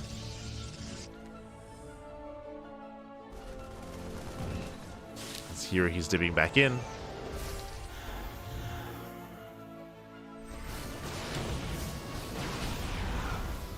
Diving into the mineral line, gets 2 probes. Or 2 SCVs. 2 SCVs going down. herO zoned out of the main. GuMiho trying to catch out of the prism. The prism! No! Oh my god! And here he does overextend. The prism does go down. Massive pick off the war prism and 4 stalkers. With that, GuMiho has no backside to worry about. I mean, I'm speaking too soon, as remember that Dark Shrine is done and DTs are waddling across the map, but GuMiho is unaware. He should be feeling quite safe, especially after bringing down the War Prism. Dark Templar are waddling in.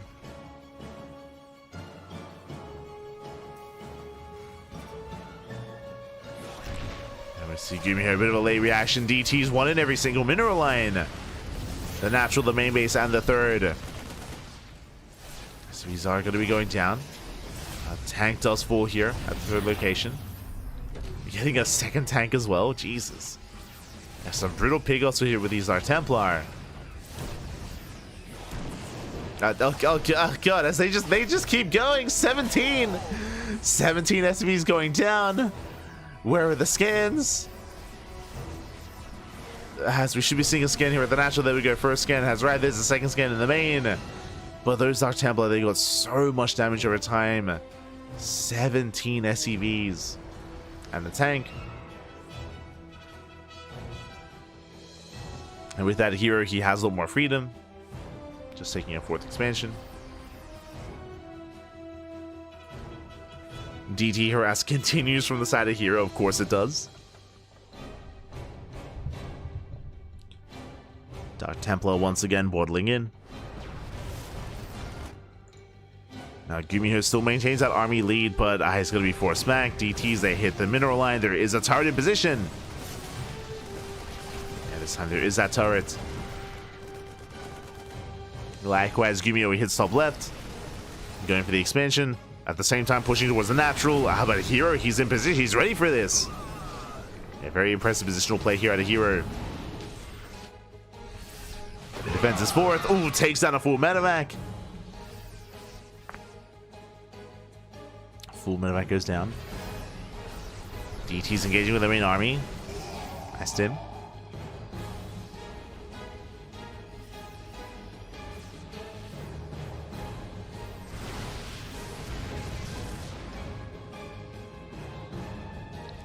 trying to keep up. Just going to be committing across the map instead.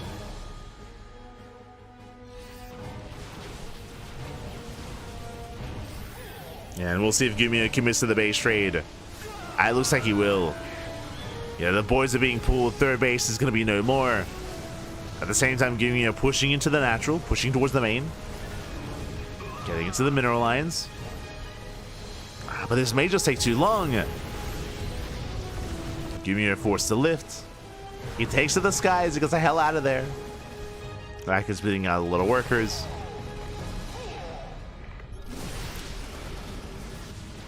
A lot of SEs and a lot of probes have gone down. And GuMiho is still looking strong, pushing into the main. I mean, the army is overstimmed, true. It is overstimmed. A couple of Colossus wipes is all it takes. The Colossus itself is that much more vulnerable. And there we go, does turn the tables. First Colossus goes down, massive pickoff.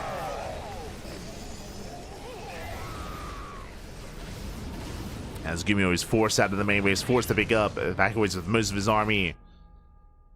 And did well for himself. For the most part, GuMiho is down in workers. He's still stuck on 2 bases. Desperately needs that third. Meanwhile, herO, he double expanded, so he's got a 5th. But GuMiho, he does dive in. Taking down the Colossi. Takes down the Colossus, pushing in towards the mineral line. Last herO, he will defend.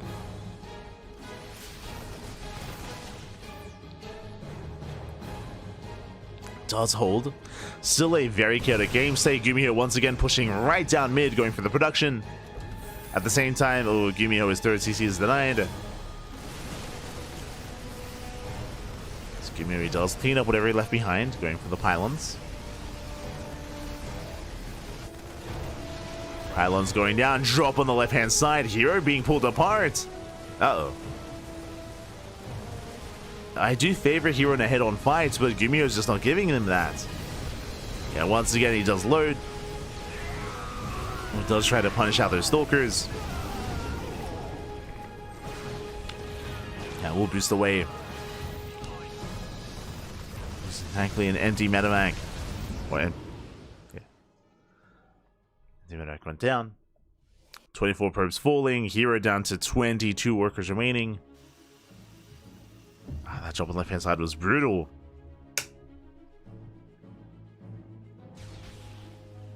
GuMiho is going to try, or I should say herO trying to commit. Running into those reinforcements. One Colossus goes down. And nice pick off here. Again, the Marauders, they put in a lot of work. At the same time, though, herO comes in first around. Again, still a very close game state. One Colossus, one Immortal, 2 Sentries. Forcing more defensive warp-ins.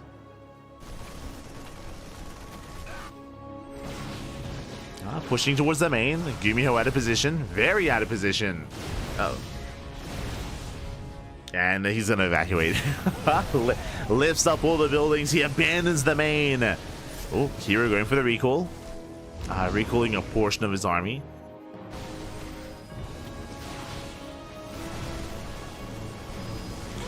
Does recall a portion, does commit here across the map, going for another warp in. And herO, has he done it? Has he finally taken control of the main base of GuMiho? Not quite. The reinforcements, they have arrived. GuMiho, he holds. Barely. Still a very scrappy game state. GuMiho, he has mules. herO does not.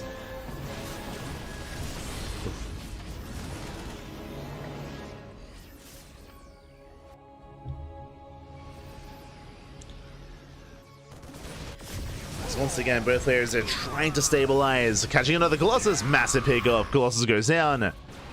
I believe here he's down to 0 Colossi. Oh. Yeah, only Zealots, Archons, and Immortals. Not quite. And with that, here he's going to be forced back. He's got a handful of reinforcements coming in.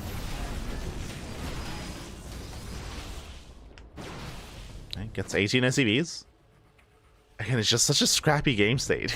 Like, the economy is almost non-existent. But here he's up in workers. GuMiho has the more efficient army. Stims in. Can potentially catch out the Immortals as well. Speaking of, nice control. Immortals get saved.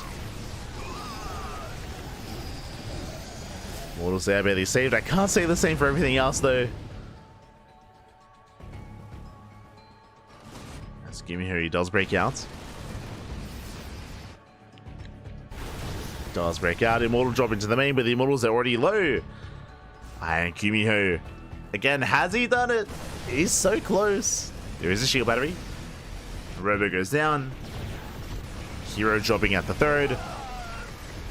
GuMiho, he wants that second Immortal. It's so close to falling. A couple more volleys. There we go. Does get it. Boys are pulled. What are they saving? Nice kiting. GuMiho just out trading all these workers. And it looks like GuMiho, I mean, it's still very close. But here just doesn't really have much of a saving army. There we go. The Immortals, they finally go down. There's one Immortal left. You can see GuMiho making 7 Marines at a time. Man with gun is, it's all you need. It's all you need. They sound 16 probes. Again, this went down to the wire. Even herO just smiling towards the end. GG gets called, and GuMiho takes a lead in the series. GG. A very intense game number 1. Again, very scrappy, very back and forth. It was just a very uneasy game is what I will say. Where there were certain advantages for one player, then the other, and it was just, yeah, it came down to the wire in the end. Alas, for the most part, GuMiho was able to cripple the production of herO, the production and the economy, and he was able to just pick off these high-tech units. herO was unable to stabilize, and with that, we're now getting ready for game number 2. GuMiho needs 1 win here to claim the series. herO has to fight back here and now to force the ace match. Here we go. As the players are setting up.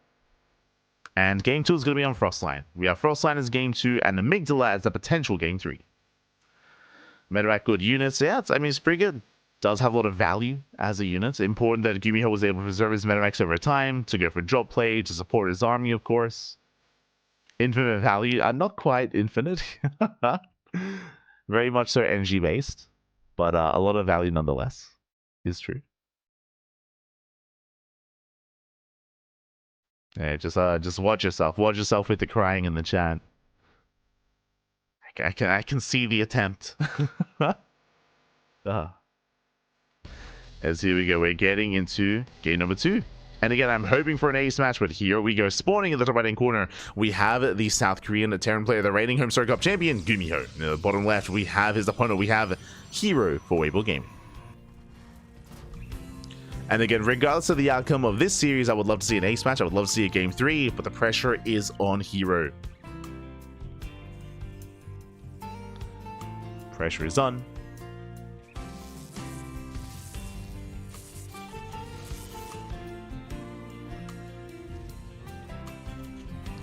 Bro, can GuMiho play 1 TVP without giving me a massive heart attack? The answer is no.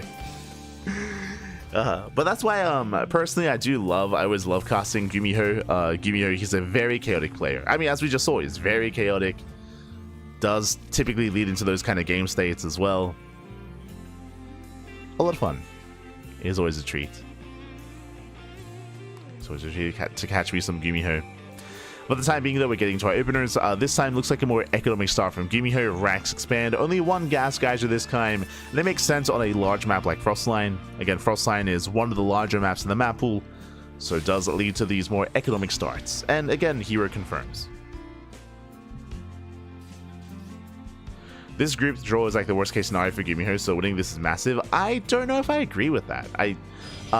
Again, maybe I'm too much on that GuMiho hype train, but like, again, GuMiho, he looks actually really strong in his TBTs. Like, I do favor GuMiho against Maru.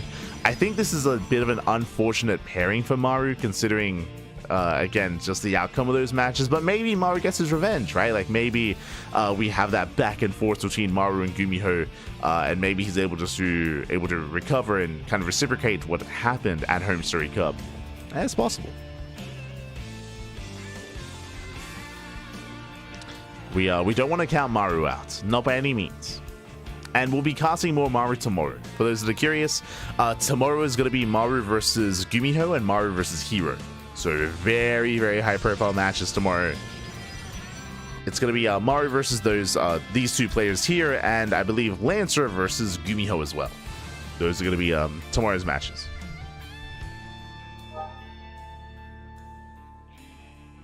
Was hoping to see some TVZ. True. Unfortunate. No Zerg players here for GuMiho. No Zerg. For now, though, we have our tech of choice. Going to be a Twilight Council opener out of herO. Twilight Council into Blink. GuMiho now getting into his... okay, getting into his 1-1-1. For a moment, I was like, wait, where's the CC? CC is a part of the wall, thankfully. So GuMiho will soon expand. And likewise here, he has confirmed, he has spotted the opener. He's aware of the production.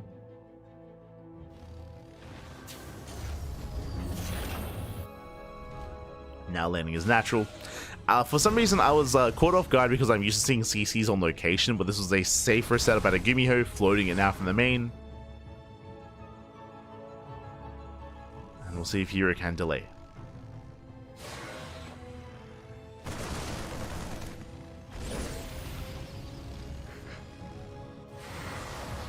He's going to poke in, force the recall. Back at him 2 more gates. I believe that is going to be a 3-gate blink setup. So 3-gate blink. I would imagine into a 3rd. You know, GuMiho throwing down 2 more maxes, getting to his own 3-1-1 setup. But this was an earlier starport, and as a result, earlier medevac. GuMiho's already moving out. And herO, he does miss the move out. He does miss it entirely. Do we have a shield battery on the low ground? Without a shield battery, that's going to be a little bit concerning here, as GuMiho does bypass the main army, going straight for the main. It does go for the unload, is spotted. herO, he responds. Adepts shade across the map into the mineral line. SCB's under fire. GuMiho diving in. Oh, Hellion shots so far doing well for themselves. They get 4 probes. 4 probes going down, but last here comes a blink. Oh my god, and the medevac goes down. Massive pick off. herO, he shuts down the early aggression. He defends. Now he can expand. I will say that this 3rd base from herO is a little bit late. Another Dark Shrine has been thrown down, so herO is still teching.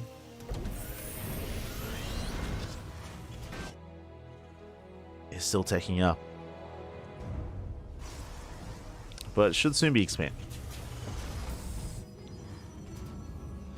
herO instead is going to reinforce. Still no expansion. Building on more stalkers. And here we go. herO, he's going to try to commit. He dives in. Goes to the tank. Does eventually focus it down. First tank does fall. Marine's going down as well. Where's the bunker? It is just now being filled up. Bit of a late response there from GuMiho. Does fill up the bunker. Tank likewise getting in position. herO dropping into the main. So far GuMiho is somewhat keeping up. Ooh, has to pull the boys. Yeah, the boys are being pulled and GuMiho is being torn apart. SCVs are falling left and right. There's going to be 11 SCV kills. Liberator across the map is getting some damage. But herO getting even more. 15 workers. Can he get the tank? Not quite. Tank survives. Tank does survive. herO pulling away. Now going to be expanding. Again, a bit of a later expansion for herO, but it's on the way. And GuMiho should be trapped here on 2 bases until he does finish up Stim. Speaking of being trapped, GG gets called as DTs. They just keep wreaking havoc and they pull GuMiho apart. And with that, we're going to the ace match. We're going all the way to game 3. GG. It was some brutal damage. I was hoping that GuMiho could maybe try to recover, and I was leaning towards a 2-base all-in. I was leaning towards maybe GuMiho coming in with a 2-base all-in instead, and maybe having a chance there. but unfortunately he was torn apart by the harassment. When it comes to DTs, when it comes to the Stalkers as well, because the Stalkers are able to reset the tank count, it did mean that GuMiho didn't really have any pushing power anyway. True, and alas, had no scans towards the end either, so very nicely done there by herO, pulling GuMiho apart. And now it all ends on Amygdala. We're getting into the ace match here, and this could end either way. Amygdala is a very unique map. On the one hand, longer resistance by ground, or longer resistance in general, at least until you open up the attack paths. Then it becomes a smaller map and more aggressive map, but early on is, yeah, not really something that we see too much aggression on here. The early game of Amygdala. Again, the map itself is going to be a little bit larger. Likewise, more defendable here on your 4-base setup. Harder to rotate, harder to be the aggressor, but we'll see. We'll see what the plan is going to be. As spawning in the top right-hand corner, we have GuMiho, the reigning champion for Home Story Cup. And in the bottom left-hand corner, we have herO for Weibo Gaming. Let's go. Let us go. We have our TVP. We have our ace match. My eyes are on the openers. When it comes to Amygdala, just like the previous game, I'm not opposed to seeing a Rax expand, single gas, and that's what we see. So GuMiho just going for one. No, never mind. Oh, yeah, just going for the one gas geyser initially. We'll see if he stays on one gas. For some reason, I thought I saw a second gas geyser from the side of GuMiho. It's all good. As here, he's setting up his own expansion.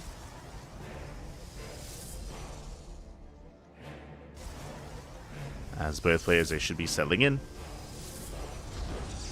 There we go, Gateway into Cybercore, into expand from the side of herO. Meanwhile, GuMiho staying on one gas, going Rax expand. Rax into CC on the low ground, I would imagine. Whew, so despite the chaotic start, we should be calming things down here in the ace match, at least initially. There's that CC on the low ground.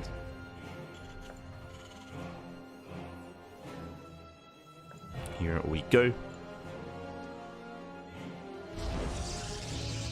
And we'll see where this takes us. We'll see where this does take us here. We have seen herO embrace these Twilight Council openers so far, but on a map like Amygdala, we could be seeing a Stargate instead. Stargate into Oracles, or into Phoenixes. That is viable. We see GuMiho going for his factory.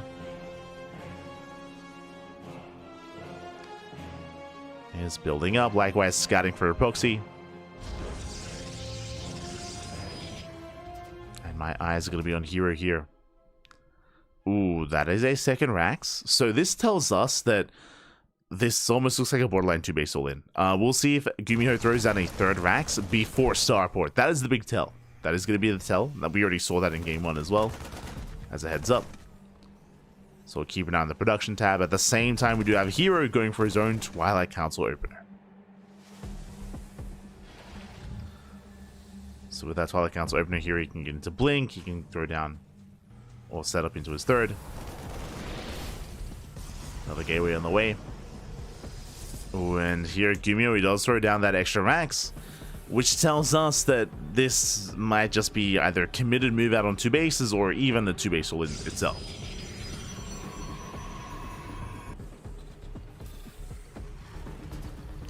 Go. As add-ons are on the way. herO, he did open up with a Twilight Council. I assumed it was Blink, but that is not the case. herO, he had success with the Invisible Man in the last game, and he's doing it again. Dark Shrine. Dark Shrine before the tech of choice, before the upgrade, before Blink. The pylon is done for the proxy. And if GuMiho, if he does not have enough energy, if he goes to the mule, if he mules at the wrong time, that could just be game then and there. That could just be game. So I'm very concerned here for GuMiho. Hopefully he holds on to that energy. Oh boy. Or at least hopefully he scans the main.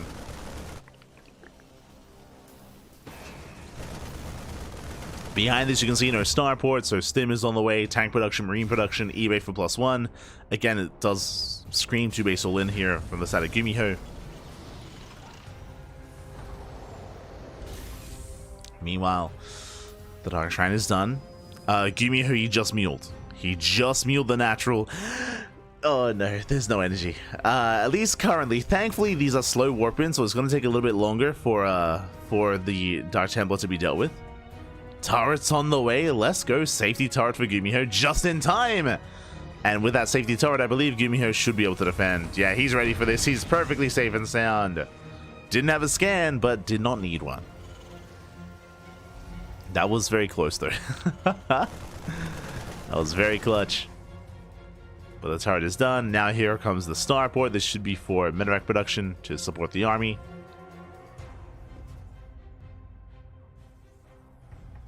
That's back at home. herO still taking up. Their blink is almost done. Into the forge, into the robo, to extra gateways. hero's getting there. Likewise, so is GuMiho.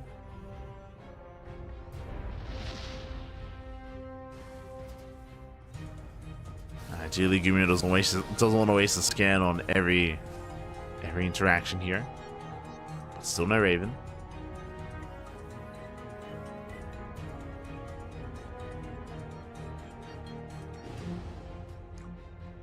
Still no Raven. GuMiho dropping across. Maybe he gets scouted. Oh yeah, he does get spotted. Keen eyes at a herO.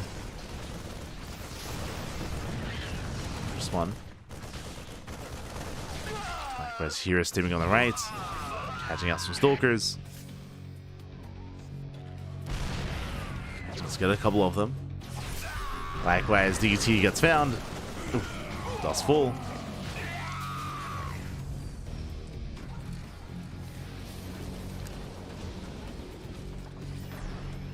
So once again, GuMiho trying to keep up. So far, so good. We're still waiting for that move out from the side of GuMiho, not gonna lie. We've been waiting for it for quite some time. As there is still no third CC. And GuMiho, you may just pull the boys with this. But now saves the tank. The army is followed almost the entire way. GuMiho is aware of Vayman's Bay. Force a scan here defensively against the DT.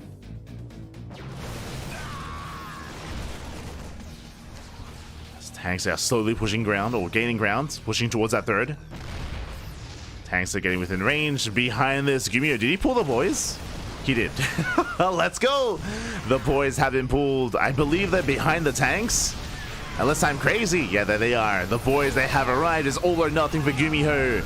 Either he ends the game or he dies trying. herO, he does have the first Colossus. Shield batteries, they're buying time. And again, the longer this goes on, the better it is for herO. As herO can afford to lose this expansion.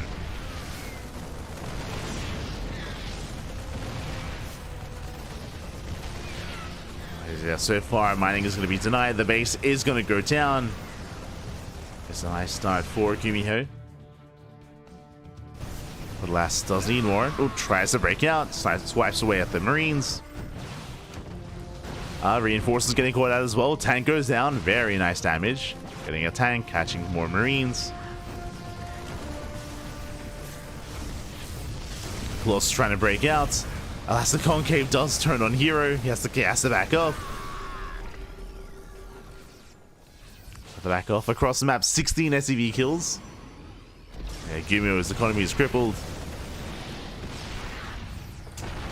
The longer this goes on, the worse it is for him as he's running out of steam. herO supply block though. Ooh, that is a brutal supply block. herO, he gonna warp in. And the robo goes down. Yeah, massive pick off robo does go down.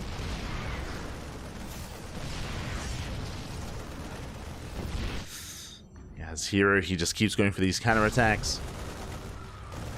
Run by towards the natural. I mean, they're good. They are getting damage done, but I mean, what if the problem that's here and now in the face of herO?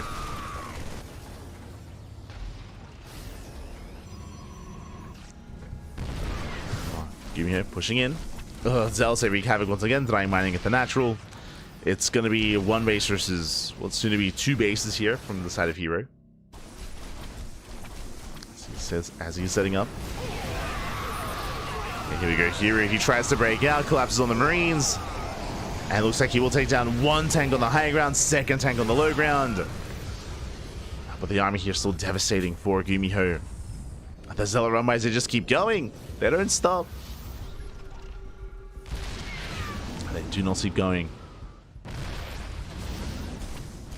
And here we go, herO, I should say. He's aware, he knows that all he has to do is just buy time. So we have a double drop threatening the natural. Threaten. Drop getting across the map. herO getting supply block quite heavily. Sorry, GuMiho is what I'm saying, getting supply block quite heavily. GuMiho is still not making any depots. Still a brutal supply block. As herO now is embracing +2, and GG gets called. Yeah, GuMiho, he runs out of steam. He was completely all in, and the all in failed. He could not kill herO. Doing damage was good, but not good enough. And herO, he takes the series 2-1. Whew, GG. Oh my god. GG, well played. A very intense matchup towards the end there. Very chaotic, very back and forth. I mean, every series was Lancer versus Maru, herO versus Lancer, and GuMiho versus herO as well. So again, just some very intense games were held. And with that, congratulations to herO, and Lancer for claiming their wins in tonight's broadcast. Tomorrow we should be featuring GuMiho versus Maru, Maru versus herO, and Lancer versus GuMiho. We have 3 matches. Okay, 3 matches remaining. Oh, my apologies. There we go. We do have 3 matches remaining, and they're going to be held tomorrow. But if you cannot wait 24 hours for our next broadcast, we're going to be back. We're going to be live with, you know what comes next? KSL. The Korean StarCraft League is going to be tomorrow in, what, 13 hours? In 13 hours time, we're going to be live here once again with the Korean StarCraft League. I will try to get some sleep. I will try to get some rest, and hopefully I'm going to be okay and powered up for tomorrow's broadcast. I'll be honest, again, I'm very fatigued after casting a Lima League. It was a big cast. It was like 6 hours. It was like 6 hours of a Lima League. So I'm very fatigued after that. So I wasn't quite able to get any sleep. Wasn't quite able to get any rest. But thankfully, we had some short matches here for Master Coliseum. We had some short matches between all the players, really. No kind of big mid-game play whatsoever. But regardless, GG. GG, well played. Oh, again, with that, so we'll be back tomorrow with the conclusion of Group C. We'll be back tomorrow, just catching up in the chat. herO was pretty happy with this one. He was very content, very content.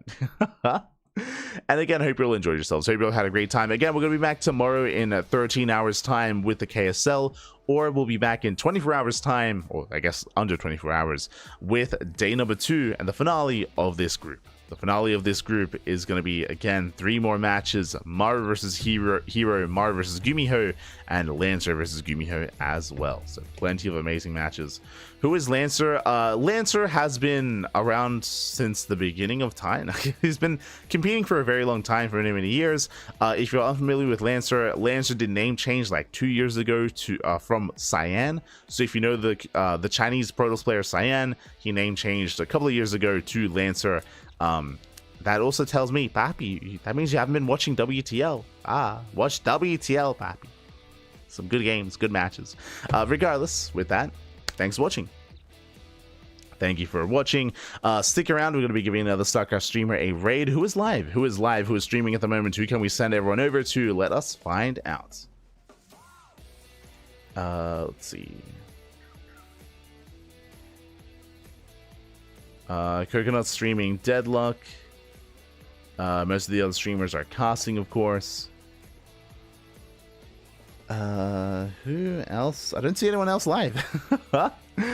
Don't really see many other people. We'll find someone. We'll find someone to send everyone over to, so give them some love, give them some support. With that, thanks for watching, and we'll see you guys tomorrow for the Korean StarCraft League. See you then. See you then, Papi. See you then. Otherwise, alright, of course, thanks for watching. If you're in the chat, you know what time it is. It's time to follow us on social media. Let's go. You can follow us on Twitter, Facebook, Instagram, YouTube, and Discord. We do upload VODs on a daily basis on YouTube, so YouTube is the place to be if you want some of that VOD content, some of that VOD action. Let's go. Catch it. CranKy AF today. Very cranky. Very cranky. See you next cast is in 13 hours. KSL. And these are tomorrow's matches. Tomorrow's matches, again, you can see them before us. Maru versus GuMiho first, Lanto versus GuMiho, and herO versus Maru. So we'll see you tomorrow for the rest, the conclusion of this group, and we'll also see you in 13 hours for some KSL. Until then, thanks for watching, and we'll see you next time. Take care. Take care, Papi. Take care.